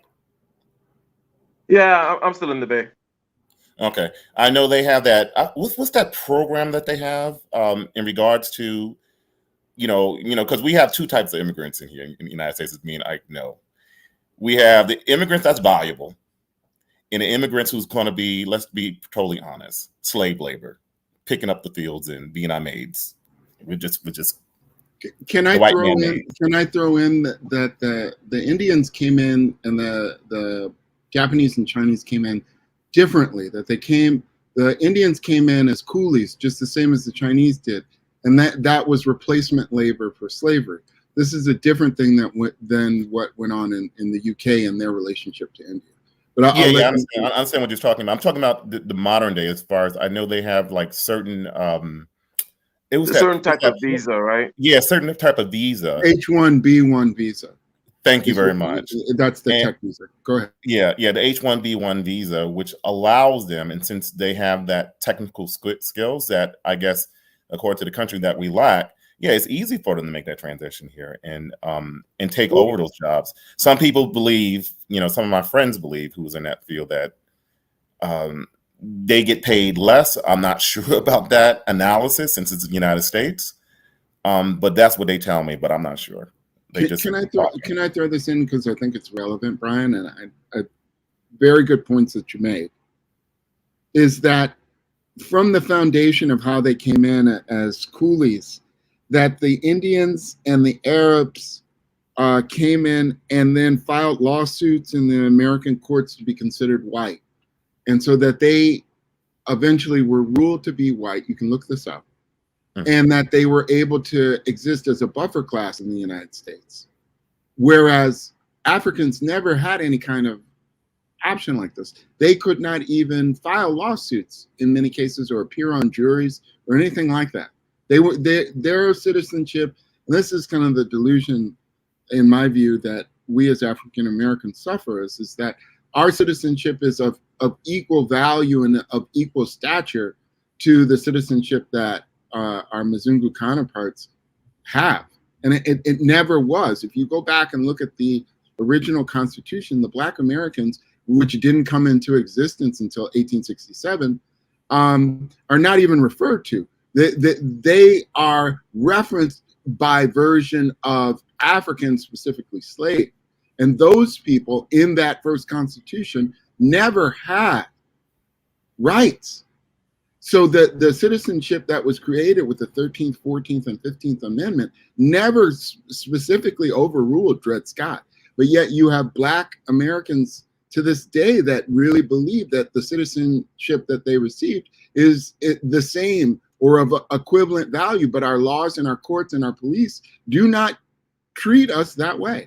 And I don't want to belabor it, but it is relevant to the conversation of comparison to Indians and how Indians are able to exist in the space. So I'll leave it at that.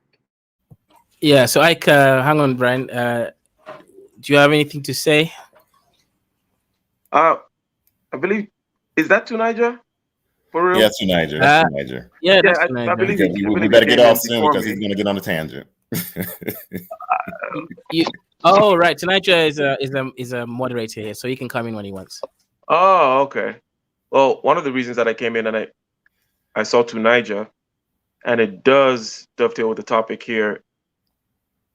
Tunija was in a panel yesterday in One Man, Wentamo. Also, I think you took part of that, Kaiser, as well. Yeah. And the first half of the panel, or first half of the conversation, was about the Nigerian Civil War. And there was some eyewitness reports and things like that. Are you talking about the Biafra War? Yes, Biafra War. Okay. So, and I think that it went pretty well. I think there were some people there that were, that eyewitness type situation, and then people seemed relatively learned with regards to it. And then Tunija came in later on and started asking certain questions about, I remember hearing about, nuclear weapons and technology. And he mentioned.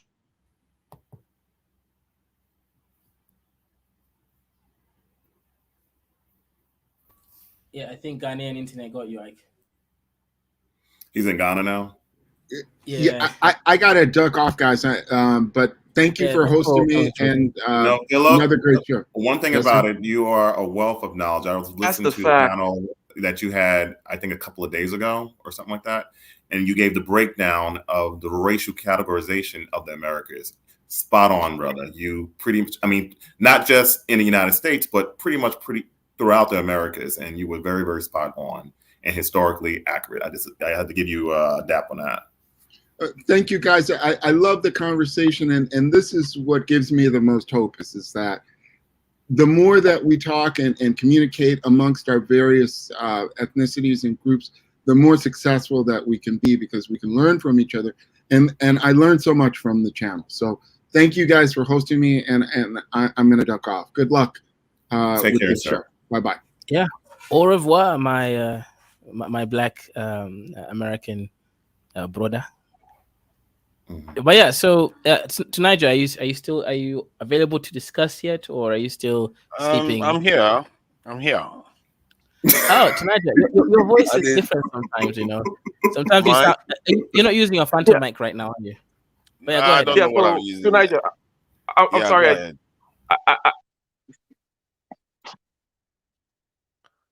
Your audio just went again.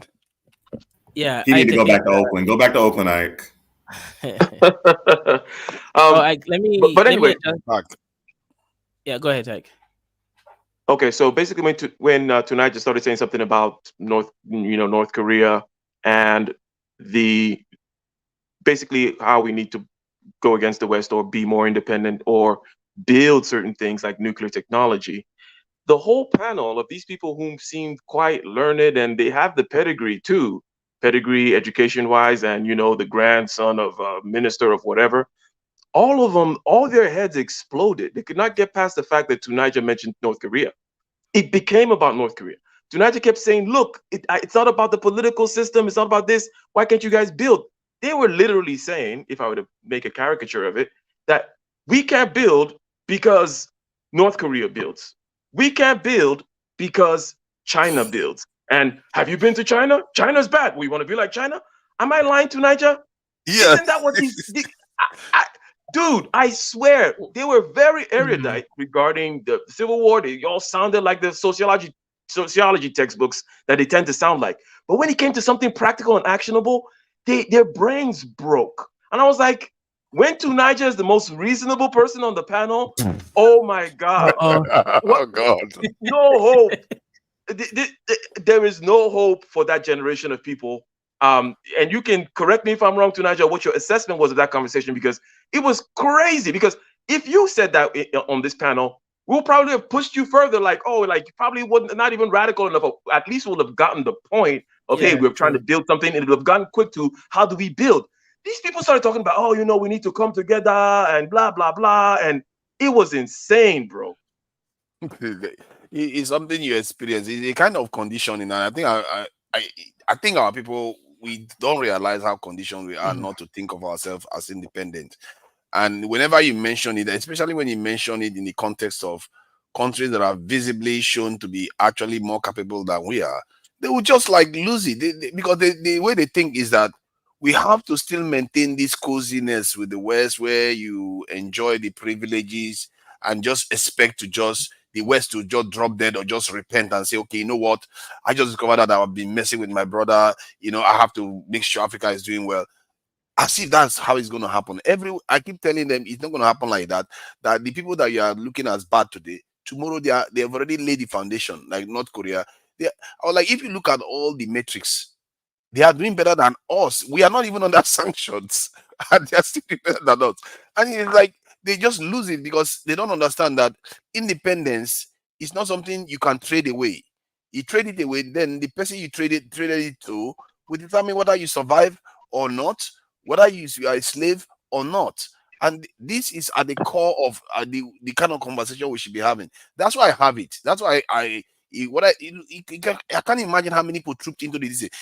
at the backstage. I had to. People were not able to come in because I Yeah, said that. people started It's coming crazy. back into the chat just to push back on the fact that Tunisia said build, but he made the mistake of giving a North Korea analogy. All of a sudden, the most ridiculous. I mean, I don't want to I don't want to insult other people by creating an analogy to them because I don't even know how I can compare this behavior.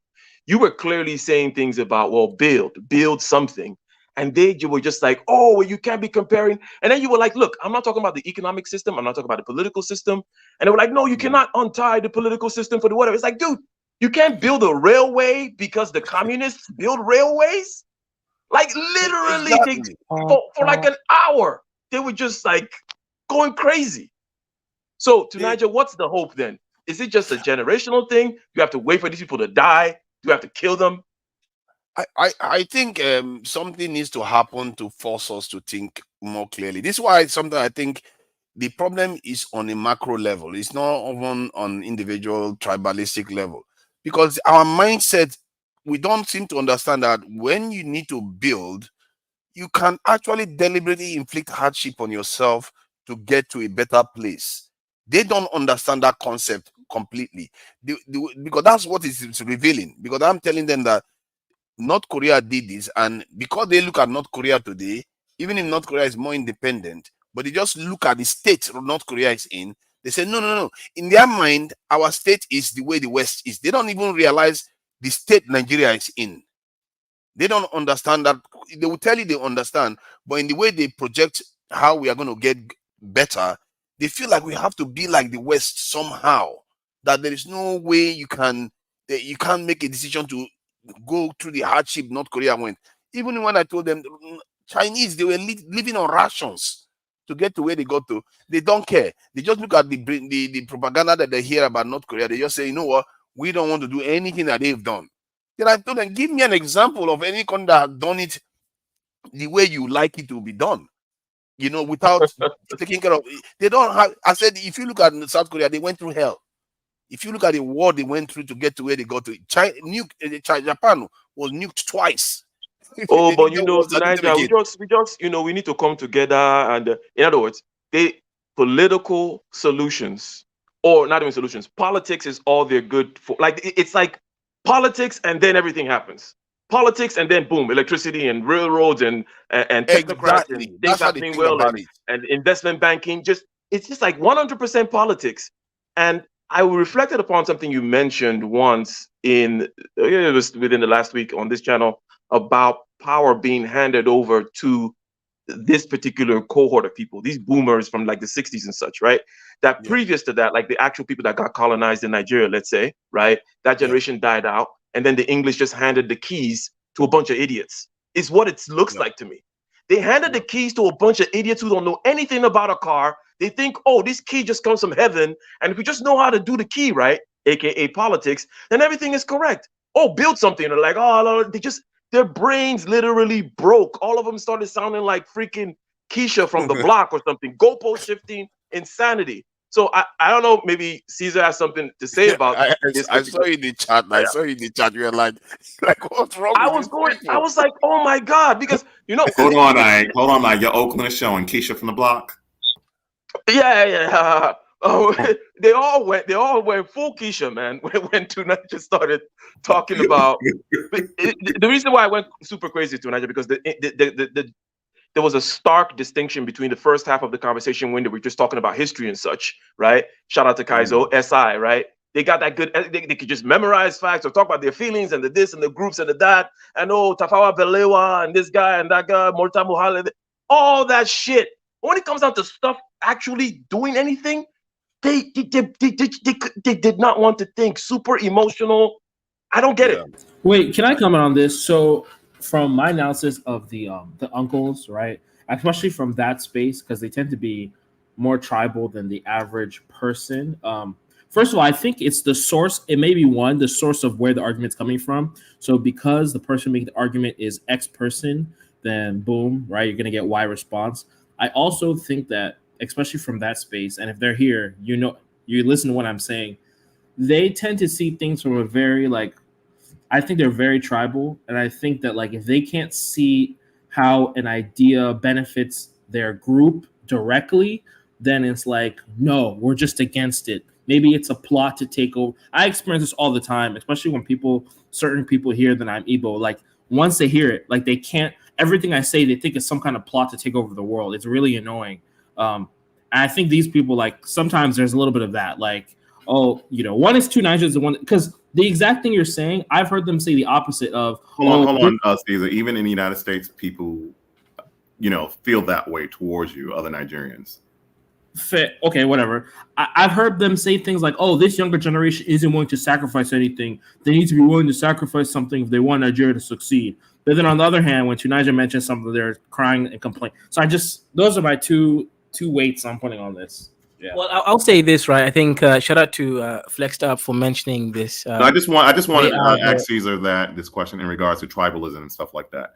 Do you feel that tension here? I know you're somewhere in the DMV area in regards to other groups that you encounter who is not of your ethnicity from Nigeria. Do I feel that tension when I tell her I'm Nigerian? No, tell them that you're Igbo. I'm talking about you're talking to other Nigerians. No, not in the U.S. ever. I've never had that issue. If I tell someone Igbo, I don't have ever. I mean, I remember once a girl, her mom was like, "Be careful, Igbos always try to dominate. Don't let him dominate you," and whatever that means. Sounds like the mom wanted you to dominate her.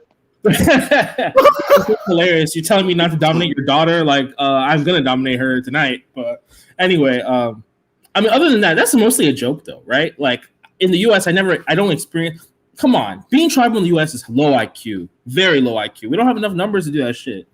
I mean, we're still tribal in the U.S., but you become a different tribe, though. I mean, tribal in that way, I think when we focus on tribe, every group is tribal. It's just that they are functional. We are not functional because of other aspects. That's why one of the arguments yesterday was that you are focusing too much on the systems, when clearly it is demonstrated that all the other systems that have been practiced, they can also make their way to industrialization and development. The same thing with tribalism. You have seen that even no matter how tribal you are, I've seen other people that are even more tribal than us go on to do great things. So you have to look for the source of the true problem. So no, but let me ask you a question. Focus on tribalism. Let me ask you a question tonight, because I think the answer was here on what Flexed Up is saying, right? They're the pundit generation. I don't know if you've noticed. Now I know you love Darth and those kinds of people, but Tanaja, the moment anyone mentions like BRICS is creating a multipolar world using these words that they learn from Western media, I can't take them seriously. It's I don't know if you know what I'm trying to say, but they've taken, as Ike mentioned earlier, textbooks, information, learning about geopolitics from the West, and not actually integrating it towards the whole world politics. I don't know if I'm coming across properly. Are they saying it as if it's a negative thing or as if it's a positive thing? Mm-hmm. No, it's not about whether it's negative or positive. It's about taking these talking points. All of a sudden, they're talking about multipolar world. All of a sudden, they're talking about things that don't have anything to do with them, like the G7. Yeah. You get the point, right? Taking these talking points. And just one thing that I notice about them, it's not just them, but there's a general cohort of people who don't seem to live. It's like they've abdicated their responsibility of actually living here on Earth. It's like the white man is going to live for us. Like, or politics is gonna live for us. Like, it's like you actually have to get that copper wire in that ground in order to get that electricity. It's not God. It's Shango. It's not gonna freaking strike down and what. It's not. It's actually you. And there's a cohort of people that just don't do that, generally speaking. But it seems to be overly represented in that generation, where they don't never want to talk about brass tacks. They never want to talk about swinging the hammer into it's Tafawa Bawelewa is going to swing the hammer for them. I don't get it. It's an excuse for paralysis and inaction. It wouldn't require anything of them if they just say, "Oh, we need to build the economy, using this process that IMF said," or that, because it doesn't require them to really do anything to look the true challenge in the face. And I think they may never get there, and our people may never get there until they are forced to. Because let's face it, all the other people that did, they were forced to. They didn't just overnight. Look at China. We got to get rid of the generator mafia over there. China was wallowing for a century or so before, when the Japanese invaded, then their eye opened to reality and they just decided to go away. North Korea was the same. So even Vietnam, all these countries that have been through hell, look at where they are today, because they understood now that, you know what, we are responsible for ourselves, and there's consequences of not actually taking action. They will set their differences aside and build. And that is what I call actually increasing collective intelligence. Because when you don't have that, this drive, or there's no incentive to do that, you are very, very disorganized. And that is what is showing within our communities. And if that argument has any merit at all, then can you blame our people physically? Because individually you can't. The only thing you can blame our people for is that because they don't have anything that galvanizes them to one cause. They don't have it. And the only thing that galvanizes them right now is tribe and religion. That's all they seem to gravitate toward. This is why whenever they're having their conversations, it always drifts in that direction. Yep. It always drifts in tribe, religion, and they barely has anything to do with politics at all. Even when they do politics, it's still based on that. And it's a macro level problem. And this is why I think geopolitics and this thing engagement is also important, so that our people keep their eyes on what is going on. But Niger, there's also another issue. So, for example, shout out to One Man's People, right? We've got at least 11 of them watching right now. But what I did notice is Nigerians, at least the ones I've met online, they tend to be very good with their own information about what's going on in their country, in the politics, about who did what, who said what, who didn't build what. But they're not very expansive on global politics. That's something I've noticed. They don't have the correct way to analyze the greater, economic state in the world. And I think that's one thing I've noticed, right? So I think it's good at least that you're creating these conversations and allowing some of them to at least leave that Nigerian rabbit hole. Why do you think I'm furious with our Nigerian elders? That's why I'm furious with them, because they left our people without any knowledge of what is truly happening around the world.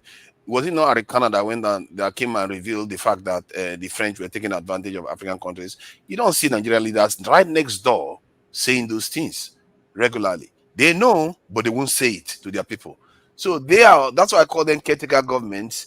They are not there to rule rule for the people. They are ruling for their masters. They don't, because they don't tell the people the truth of what change will only happen when they overthrow these people. I'm really honest with you. Like in Nigeria, the only reason why nothing serious has really happened is because they keep feeding the people crumbs.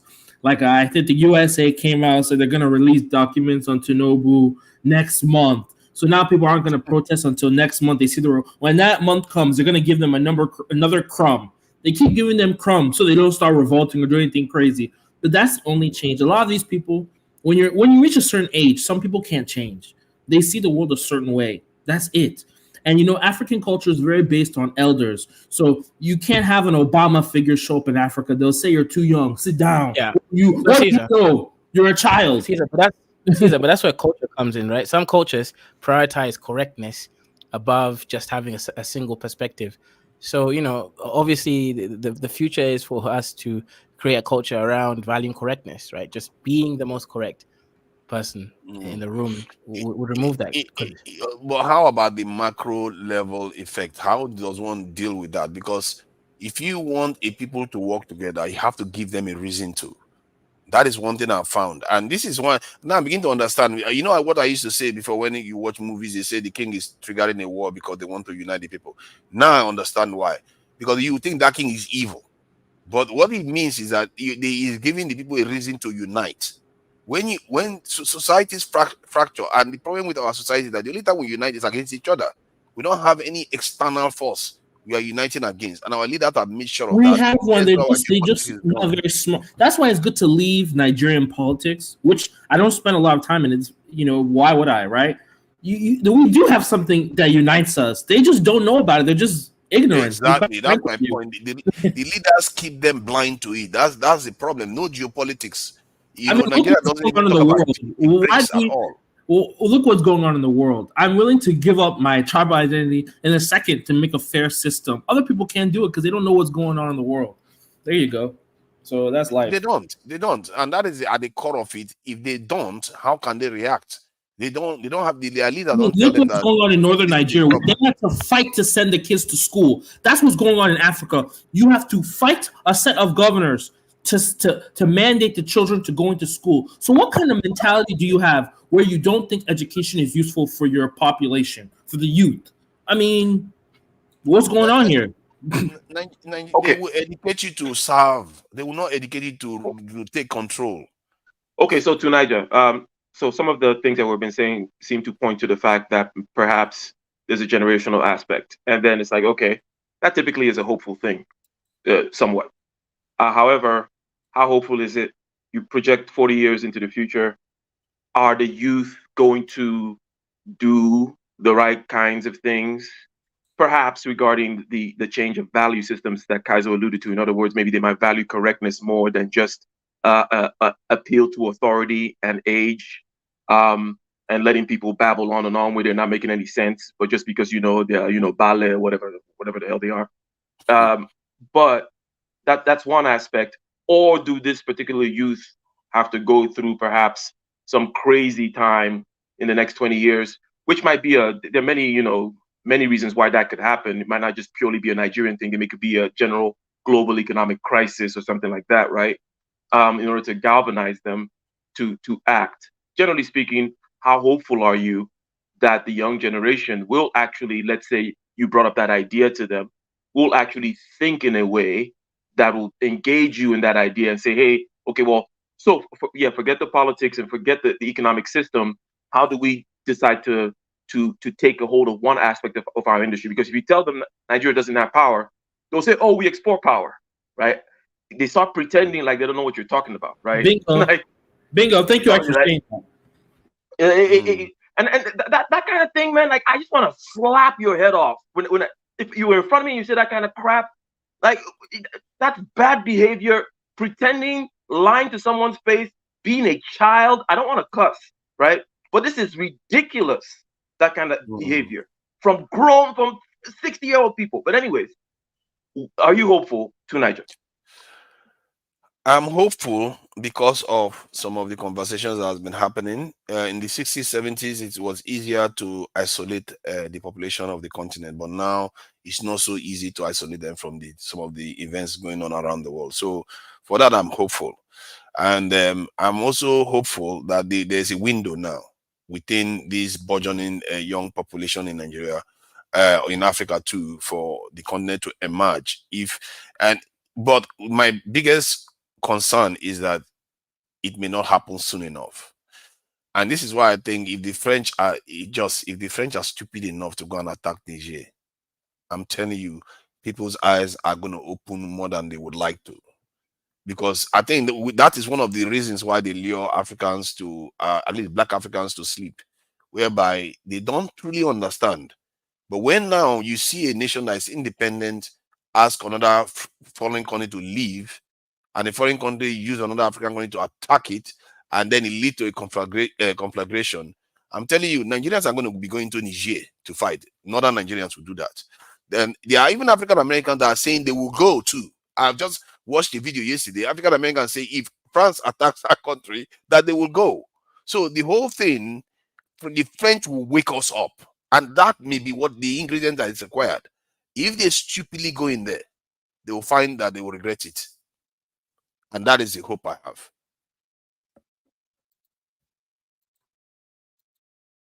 That's the point. When France came in, all of Africa, all the people were like, "Oh my God, what is Nigeria doing?" Like basically, everyone that wasn't Nigerian was like very like on the same side, and I kind of liked it. It was crazy actually.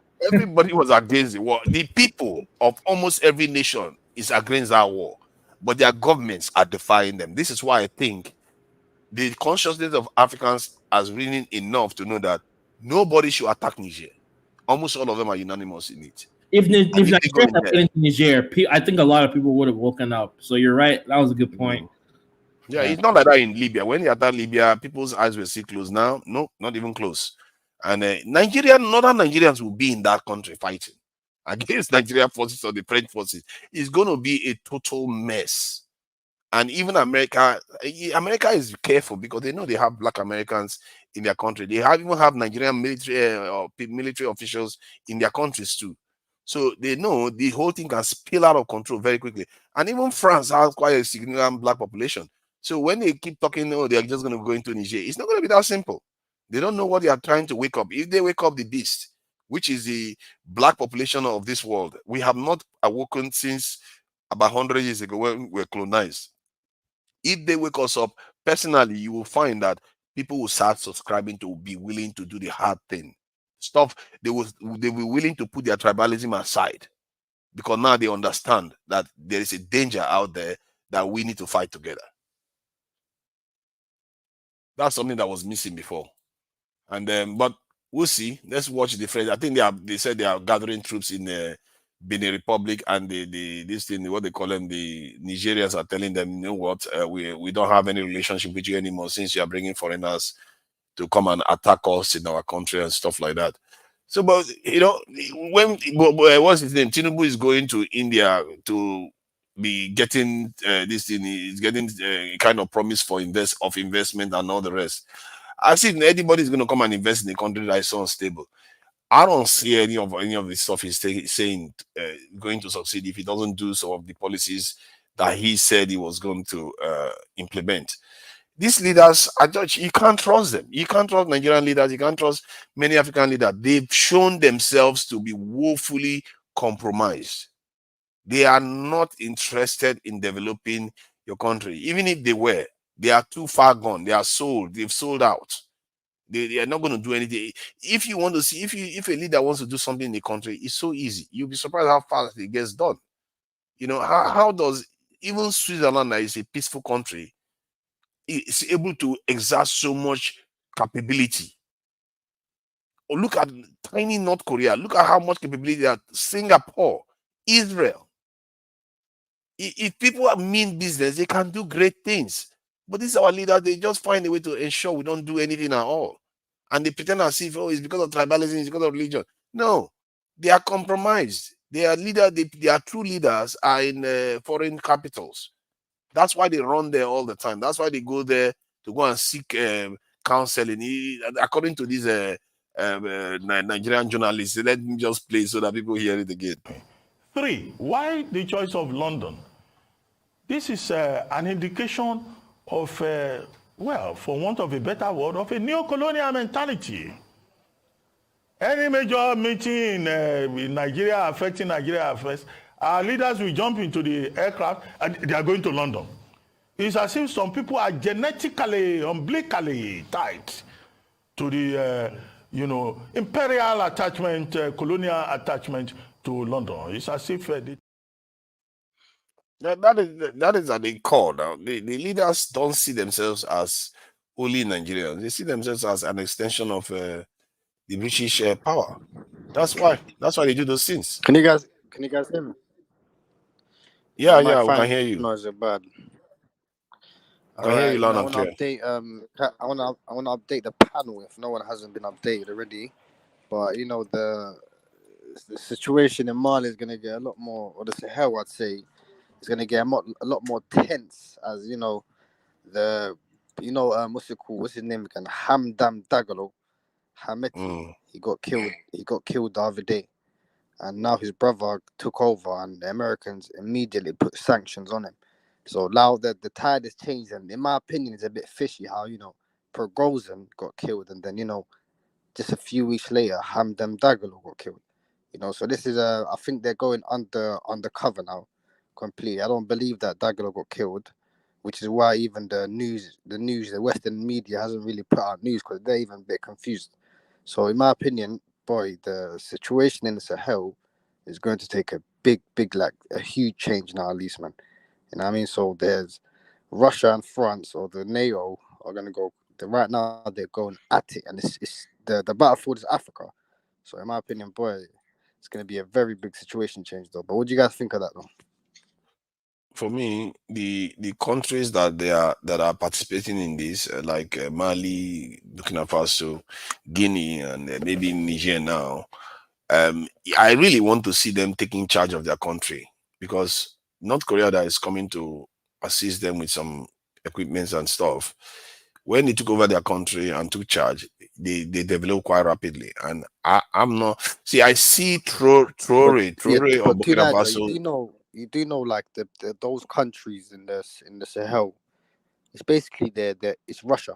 That's what it is. It's Russia, and so you got to look at it from that way. Just I'm Russia no. I don't against want to France. look You at it can't like really that. think. No, that's what it is, though. I know you don't want to look at it that way, but it's it's Russia against France in that region, and that's what you No, have no. to. I get that angle. What I'm saying is that Yeah. So you know what I mean. So it's really the war is against Russia and France in that region. The Africans are the pawns in that war, bro. That's what it is. but that's a problem, isn't it? You don't want It's a that to be the problem. case. Exactly. That's why bro. This whole all these coups and all of this, Africa has put themselves into this war. There was no need. There was absolutely no need for Africa to try to do all of this, but bro, in my opinion, it What was do the you wrong mean there's time. no need? If you Nah, don't do that, you're listen. just going to remain in perpetual this is There's a war servitude. coming. Teenager, there's a war coming. You know what I mean? Both World War One, World War Two, Africa was nothing happened over there.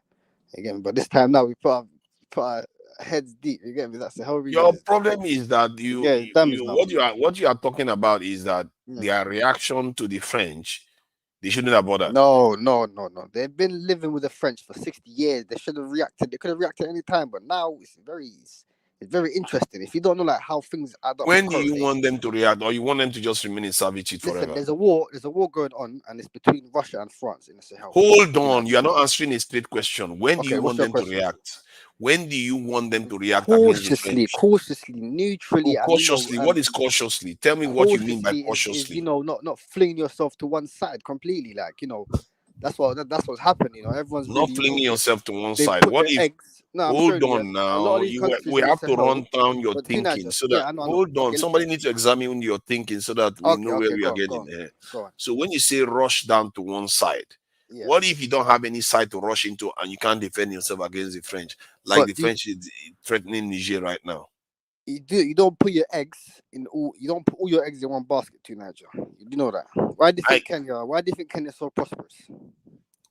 Kenya is so prosperous. Are you serious? Do you think that is? Why do you think that is? Why do you think Kenya? Are you so brainwashed to think that Kenya is so prosperous? Kenya is very, very prosperous, too, Niger. Oh my God. Very prosperous. Tell me one European country Kenya is better than. Listen, to Niger. At the end of the day, you're trying to say that's what you call prosperity. Prosperity of the poor man. Okay, compared to Niger, Kenya compared to Niger. I think it's a relative thing he's doing, and I'm assuming expansion is that you're saying that they're prosperous because they're relatively neutral. It's kind of like the whole Switzerland thing, right? Yeah, you can't really, you know what I mean? Like, especially the position we're in now, you can't really do that. Like, what's happening now is a bit crazy. And it's listen, like Hameti, So, but to add to Nigel's point, though, expansionist, you know that every reasonable human being, right, is gonna want to do what you're saying, right? Everybody wants to take that path and sneak around the corner and walk on, right? Everybody wants to do things path of least resistance. So it's rare that people just want to bump their heads. But the Switzerland position is more of a luck thing. I'm not saying there typically has to be a Switzerland or a Kenya or something like that, but not everybody can be, right? Yeah. So not everybody can play that hand. But let's say we assume that everybody wants to do that, but over time they have to maybe swing left in order to swing right in order to find a balance 5 years down the line. Do you at least admit that that's still possible, that there might be some intermittent chaos in between, but this is the hand they have to play? You know what, putting it that way, definitely that makes complete sense to me, but the only reason why I was a bit skeptical about the situation is, this is actually a war between NATO. If you really look at what's really going, the crux of the matter in Africa at the moment, from Sudan all the way up until it's always been a war between superpowers. When China and Nixon went to China, the Cold War. But can I just finish my point? Can I just finish the point I was making? Go on. When Nixon went to China, it's always been about the Cold War too. Every alliances that are formed is to form it against other potential foes or threats. Even Switzerland wasn't exactly neutral.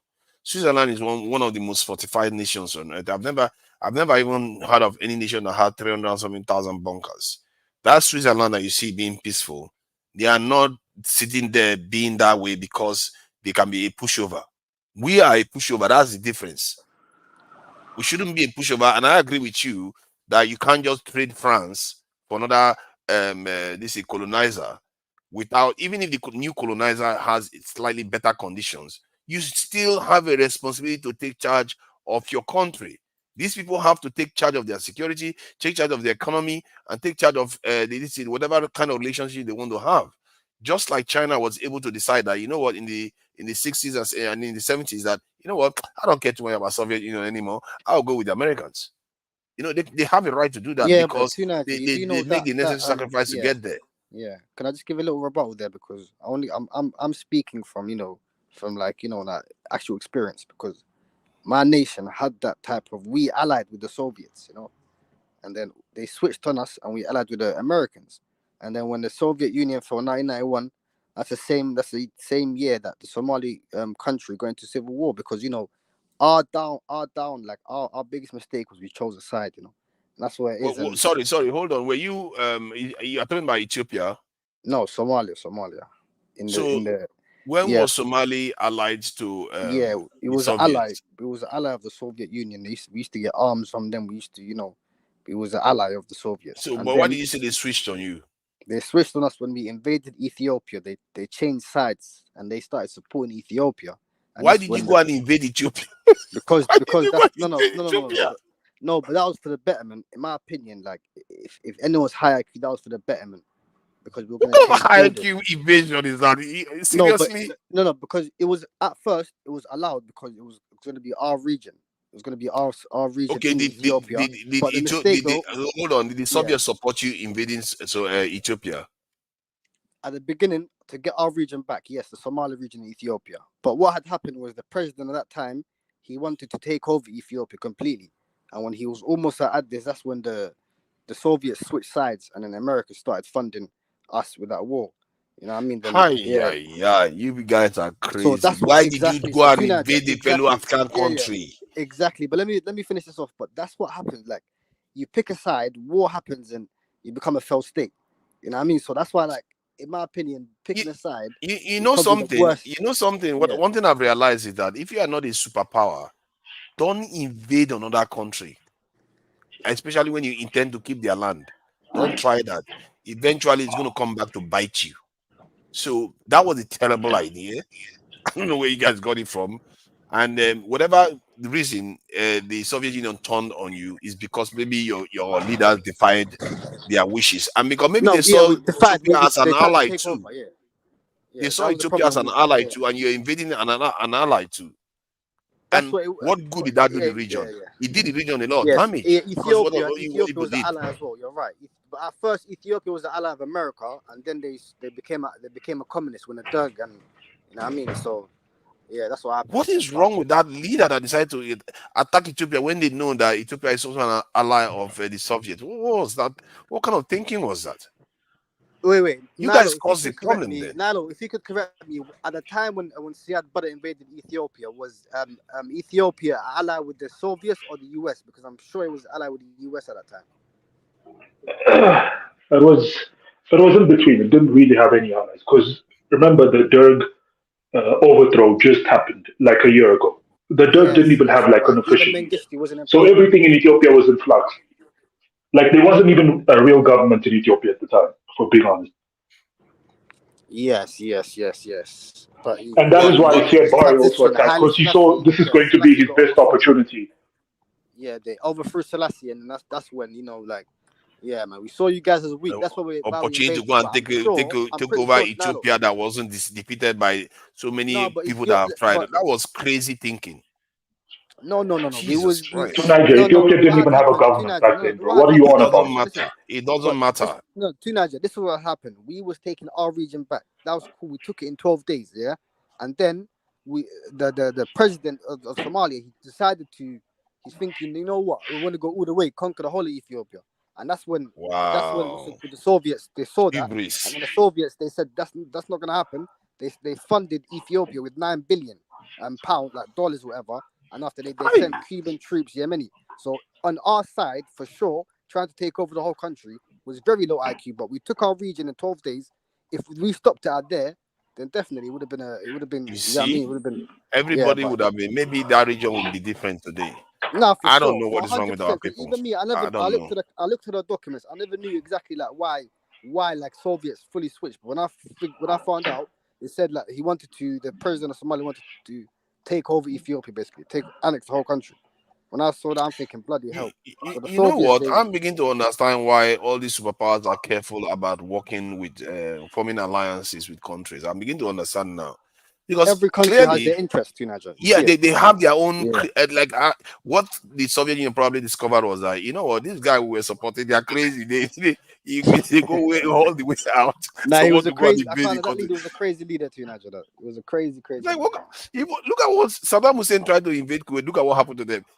It's a bad Yeah, idea from exactly, history that you don't try exactly. to, if you're not the Nah, superpower, but don't to try to take Niger, territory. this is what you don't understand. A lot of Kuwait used to be part of Iraq, man. Yes. The reason why Saddam Hussein even invaded Kuwait is if you see how Tonight, you Kuwait know is what formed, happened? The it's British literally took it. there. They bought it. They bought the Kuwait off of one family in Iraq that time, and after they made it a protectorate, and then that's what Yeah, you happened. know And that was what before Kuwait the is? Ottomans. Kuwait is like Kuwait to Iraq is what, let's say, Djibouti is to Ethiopia. If those military No, to bases were Somalia. To Somalia, not in Ethiopia. Whoa, that's crazy. Now look, the people there, 70% either Somali way, bro, country. your country's no. No, Either way, I'm just giving an 70% example. Somali Like country, but if those it's no, like what calm Djibouti is down, to bro. Somalia. Expansionist, okay, Yes. calm down. Let me just finish my sentence, bro. Jesus Go Christ. on. Look, if those military bases were in there, either Somalia or Ethiopia would have invaded Djibouti and taken over by now. That's what Kuwait is to Iraq, 100%. bro. It's just a 100%. country that is there, making sure that they don't have full sea access. You know, Iraq, the whole country of Iraq only has at one port that it can use because their sea access is like some 20 kilometer sea access. Yes, nothing. They have barely any store. So Kuwait, when was Kuwait created as a nation then? It was a protectorate by the British. What before else? the Ottoman Empire collapsed. And then Saddam Hussein should have steered clear now. Should have steered clear of that kind of stuff because the new world order has already set in where you have the UN. Kuwait is a nation, and you go and invade it, and you think America will just sit by. That was blackmail. Now they just let them go and make a mistake, and they fell. Saddam, in a way, he was the rulers of Kuwait today are not even from Kuwait. You know that. They're imports. They're a family that was imported from what you would call modern day, like Oman and those places. Yeah, the UK has a German king. It seems to be the way these rulers behave. They are willing to Tonight, cut your any. countries are not just going to lie down and look. I'm not even lying. If I was Siad Barre at the time, I would have also attacked Ethiopia. It's the one time your neighbor is fully weak. They don't even have a leader. Half the country is rebelling. Half the country who's loyal to the monarchy is rebelling against the government. If you don't attack now, when are you ever going to attack? Where he Why has would no you IQ is that attack? he tried to go further than all. Okay, you are right. Hello. That place, whatever you need, the land, they should have taken that land and stopped there. That was a mistake because they wanted to go and take the whole 100%, country. 100%. Hey, to Niger, YOLO, man. You have to go as far as you can, man. No, Tunaja, listen, Seriously, you see this kind of position, you should not go exactly. near No, your office Tunaja, with one that kind second. of thinking. Tunaja, you see exactly what I'm talking about. Like with the Horn is a bit different. We want to conquer each other. Like we don't want to really, even us, my region. I was want to get my region back and call it that. But there's some people, even in Ethiopia, there's some people that want to get a full land. They want to conquer the whole thing. You know what I mean? So it was a big mistake to try to conquer the whole Ethiopia. You know what I mean? But if he just took the land, To Niger, let me ask you this: you think it was reversed? Ethiopia wouldn't have also tried to invade Somalia? Be honest. Like this is how life works. Not everyone is here to hold hands and see Kumbaya. Hold on. No, We I have have no seen doubt that. Ethiopia would try We've to, for actually sure. seen that Ethiopia didn't invade Somalia. For No, a while, Ethiopia barely they has a invaded leader. 2006. They invaded 2006, and they made What are you talking about? Hold on. They Meles Zenawi, invaded Somalia. No. Listen, 2006, Meles Zenawi, he invaded the ICC. I mean, the Islamic Courts of Justice or whatever, innit? And after that's when during the civil war, Somalia started saying, you know what, let's stop fighting for the sake of you get me, us being Muslims. And then the America saw that they used Meles Zenawi to invade, and you know they from that group sprung And up to from Al Niger, Shabaab. Meles did it with a smile on his face, bro. No. He did. He wasn't even forced. ICC, listen, Al Shabaab came from them. When you guys came to Somalia and destroyed them, absolutely killed every one of them. Al Shabaab, what's it called? They came from them. That was a group that sprung off of that. They thought, no, every time And to Ethiopia Niger, you want to know the harsh truth? Even knowing the fact Nilo, you that can't deny that. invading caused Al Nilo, Shabaab. you cannot deny that, bro. You know that that's a fact, bro. No, expansion is chill. That's not what I'm saying. To Niger, even if Meles had to go back in time, he would still do it again.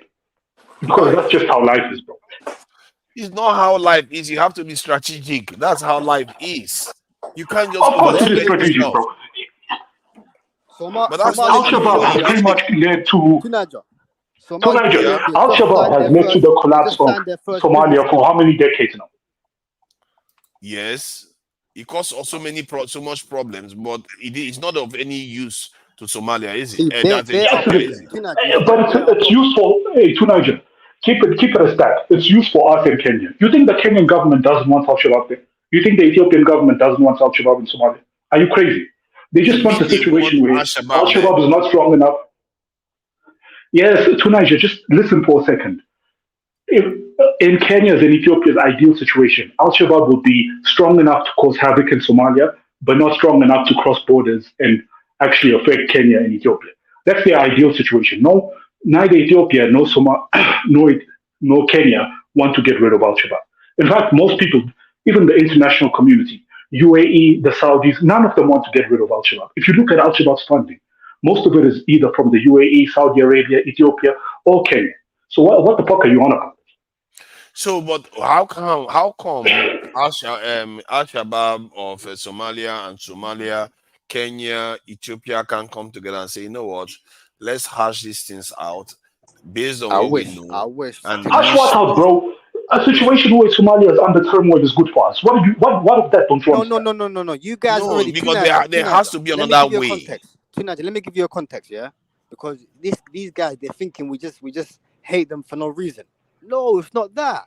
What had happened was there was a referendum during the colonial times, right before independence. There was a referendum in the Somali region in Kenya, NFD, and the Somali region in Ethiopia, whether to join Somalia or stay in Ethiopia and Kenya.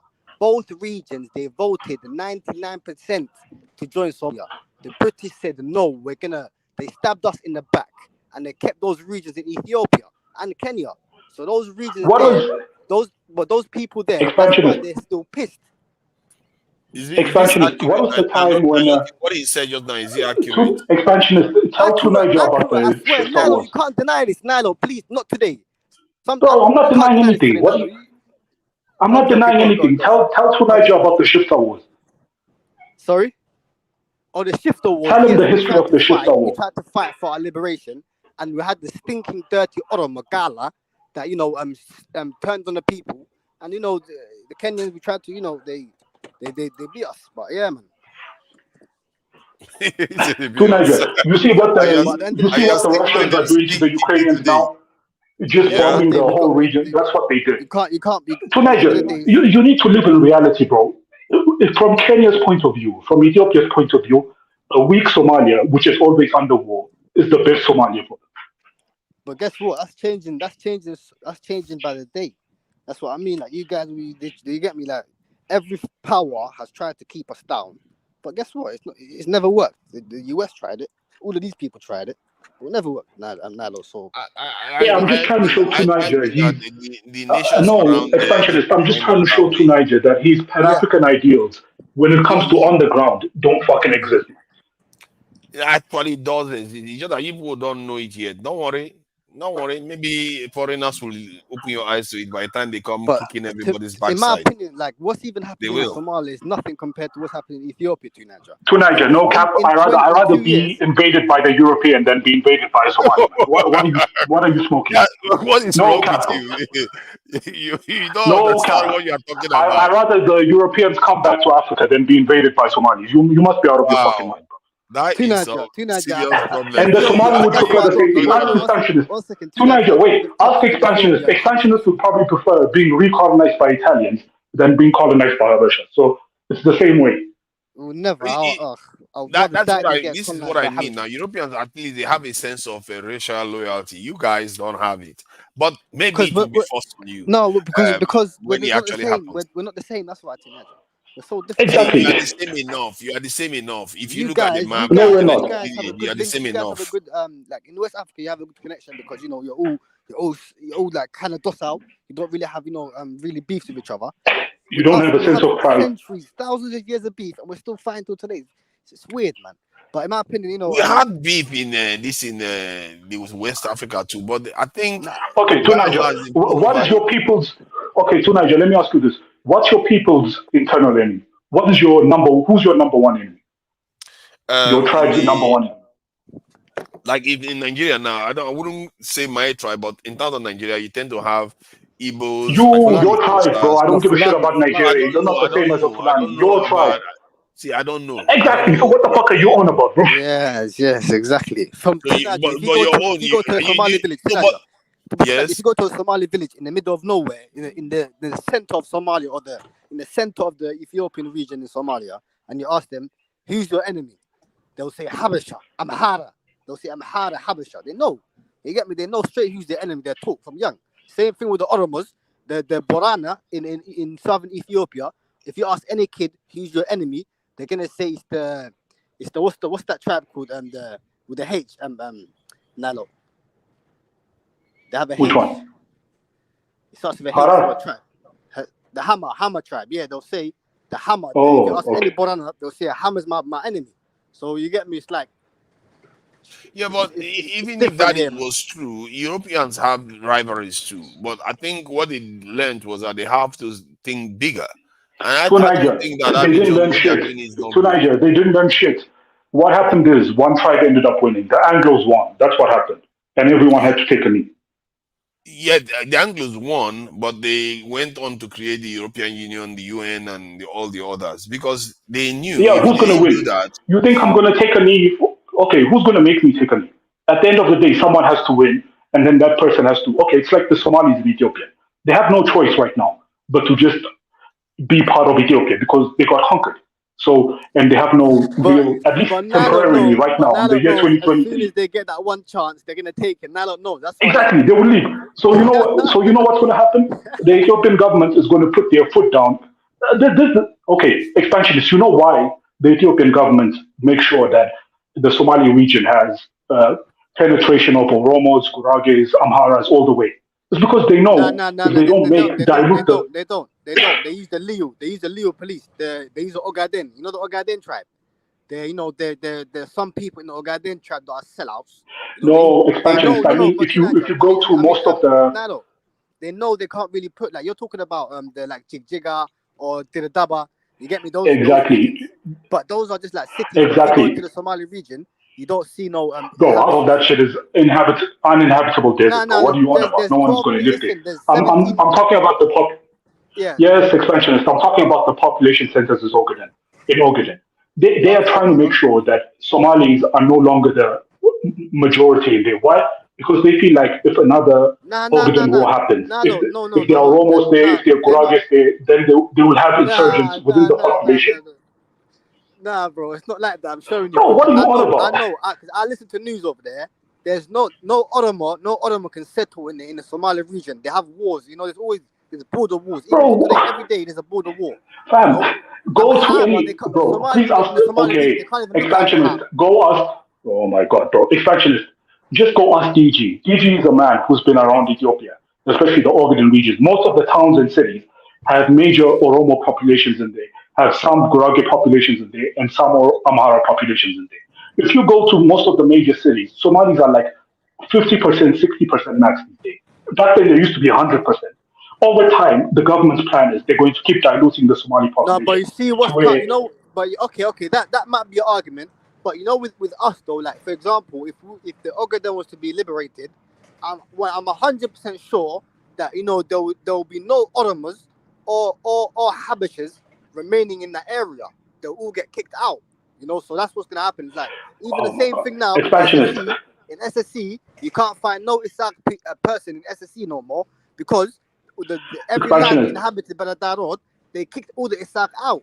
So that's the same thing that's gonna happen. expansionist. Look, Okay, yes, but you're saying if Ogaden becomes part of Somalia again, I'm telling you that they're trying to dilute the population there so that Ogaden can never be taken again. Nah, nah, Because nah, what they nah, do nah, is they nah, nah. put It's these not happening, bro. That would never happen, bro. expansionist. Okay, at least listen, bro. I'm telling you Yeah, go on. something. Even if the DG can come and tell you, not only are those minority tribes there, those minority tribes are armed by the government, bro. These guys go and buy arms from the government. The government will give them ammunition and shit.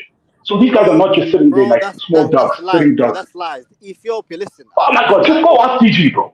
No. Because I listen. You don't listen to the news I listen to the Somali region news every day. What's going on? Yeah, every day for the past how many years? Everything you've said there it makes no sense. You're only talking about listen. Didadaba is an autonomous region. If you're talking about Didadaba, then okay, that makes sense. But that's not. The Ethiopian government they basically took that region out of the Somali region.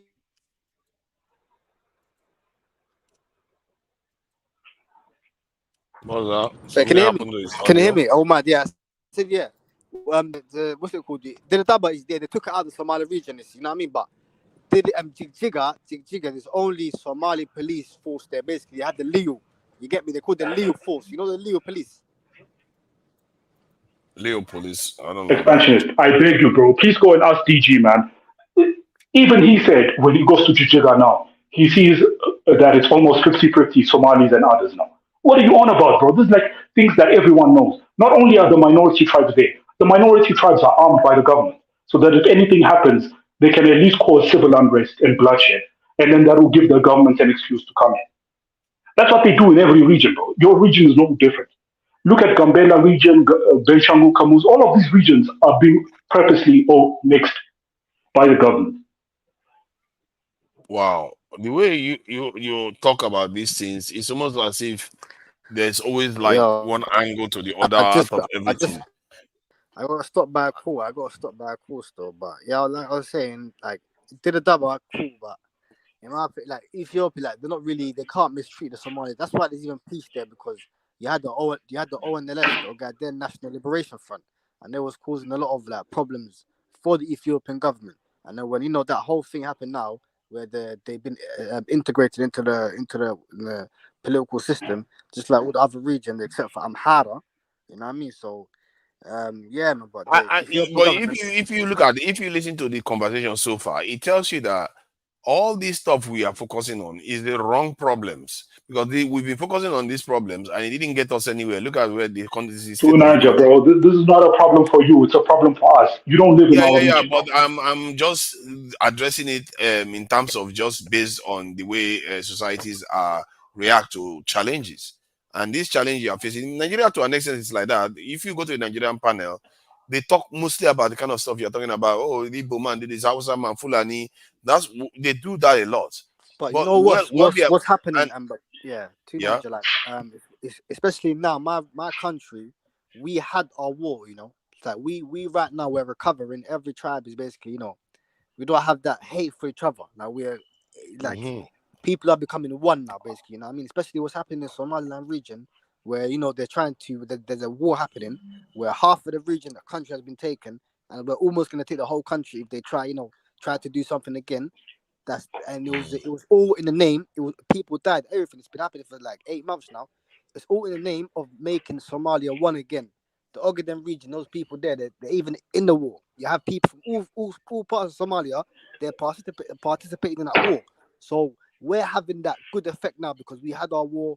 You know what I mean? We don't want to go through that again. You know what I mean? But for example, in Ethiopia, their war just started recently. For example, like their full scale war, as in we had. It started recently in 2020 when Bro, what are you on about? We've always been the at war. TPLF. No, but you guys, bro, you guys killed 1 million Tigray, 300 million. I mean 300,000 Amhara and 500,000 Oromos died within 2 years. Nilo, are you telling me that's not a war? That's a war, bro. I said there's always been war. I didn't say there hasn't been war. No, but like, are you even listening to what I'm saying? Nilo, not to this scale, bro. Not to this scale, bro. I'm gonna be real. You guys, this is 1 million Tigray, bro. 300,000 Amhara, 500,000 Oromos, bro. That's a lot of people. So that's what I mean. Like you guys are, and right now Amhara region is about to get even worse. Like people are predicting it's going to be even more than the numbers deaths in the war of Tigray. So Ethiopia right now is in such a bad position, bro. So I don't know. You guys are starting. Your thing is starting up now. So in my opinion, you guys need to like, boy, if you don't fix that issue now, and Amhara gets decimated, then everyone's gonna claim independence, and it's gonna be you're gonna have Amhara country of Amhara. You're gonna have the Tigray might even join Eritrea. You're gonna have like that, bro. So, bro, you say Tigray might join Eritrea. They hate each other. I know Are they you hate each crazy? other. No, Brigade. Brigade Hamadou. You know Brigade Hamadou. Yeah, I know him. Those are Tigray, bro. That's Tigray. You know what I mean? So they can do it. They can do it. I know. To take over the country.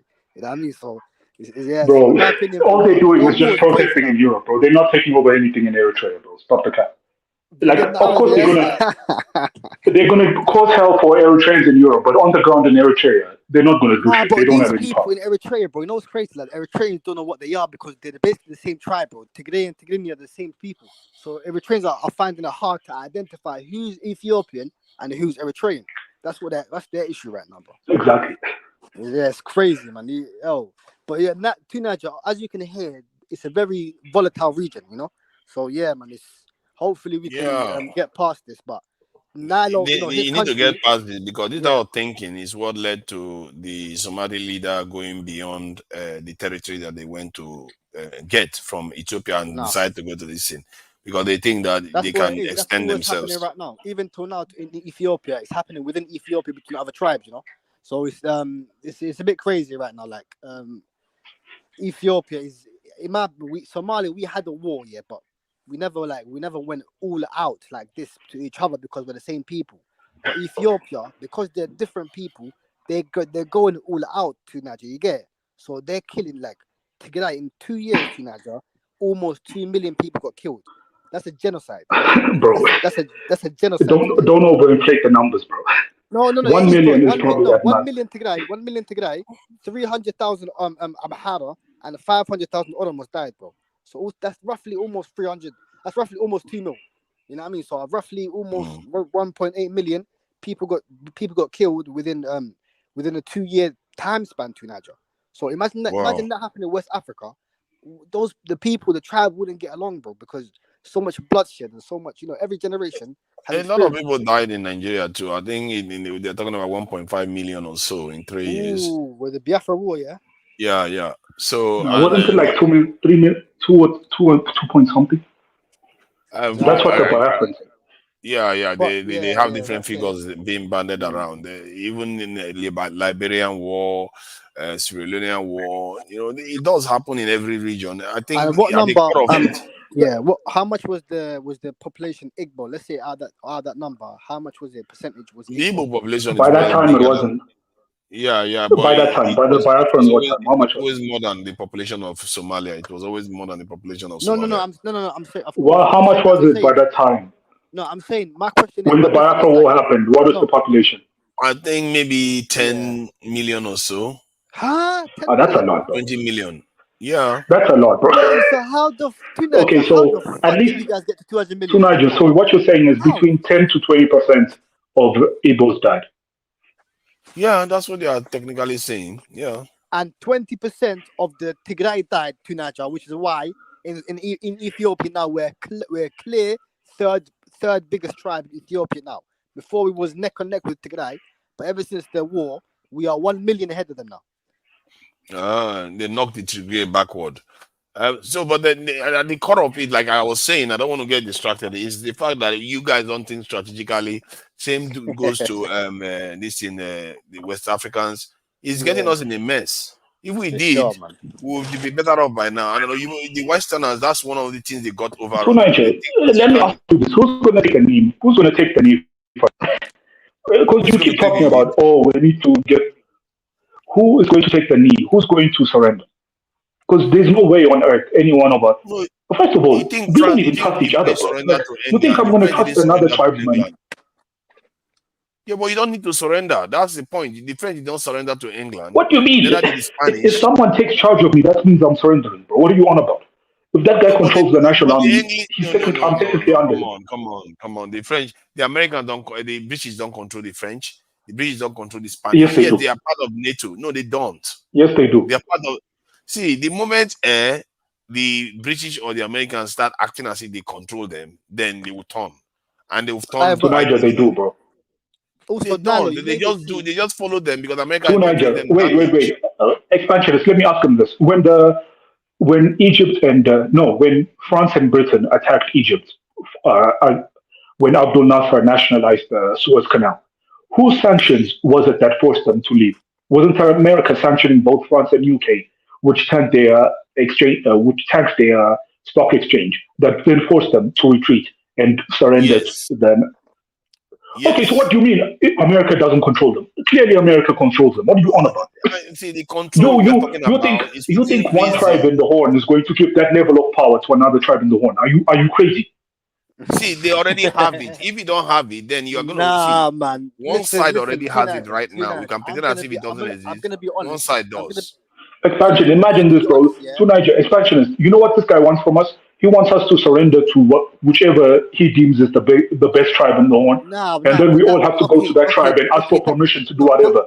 Fuck that. Nobody is saying that it has to be based on tribe. And you're not letting me talk. Hold on. Everything is based on tribe, bro. What are you on about? Expansionist, you're not letting me talk. Hold on for a second. See, the issue, what I see with the Europeans is that there's a layer, there's a level between what the Americans can do to the Europeans. They can tell the Europeans, go back home. But they didn't take anything necessarily away from them. Because look at the prosperity. They've cut them. They made why are you worrying about that? Look at the prosperity that they are enjoying.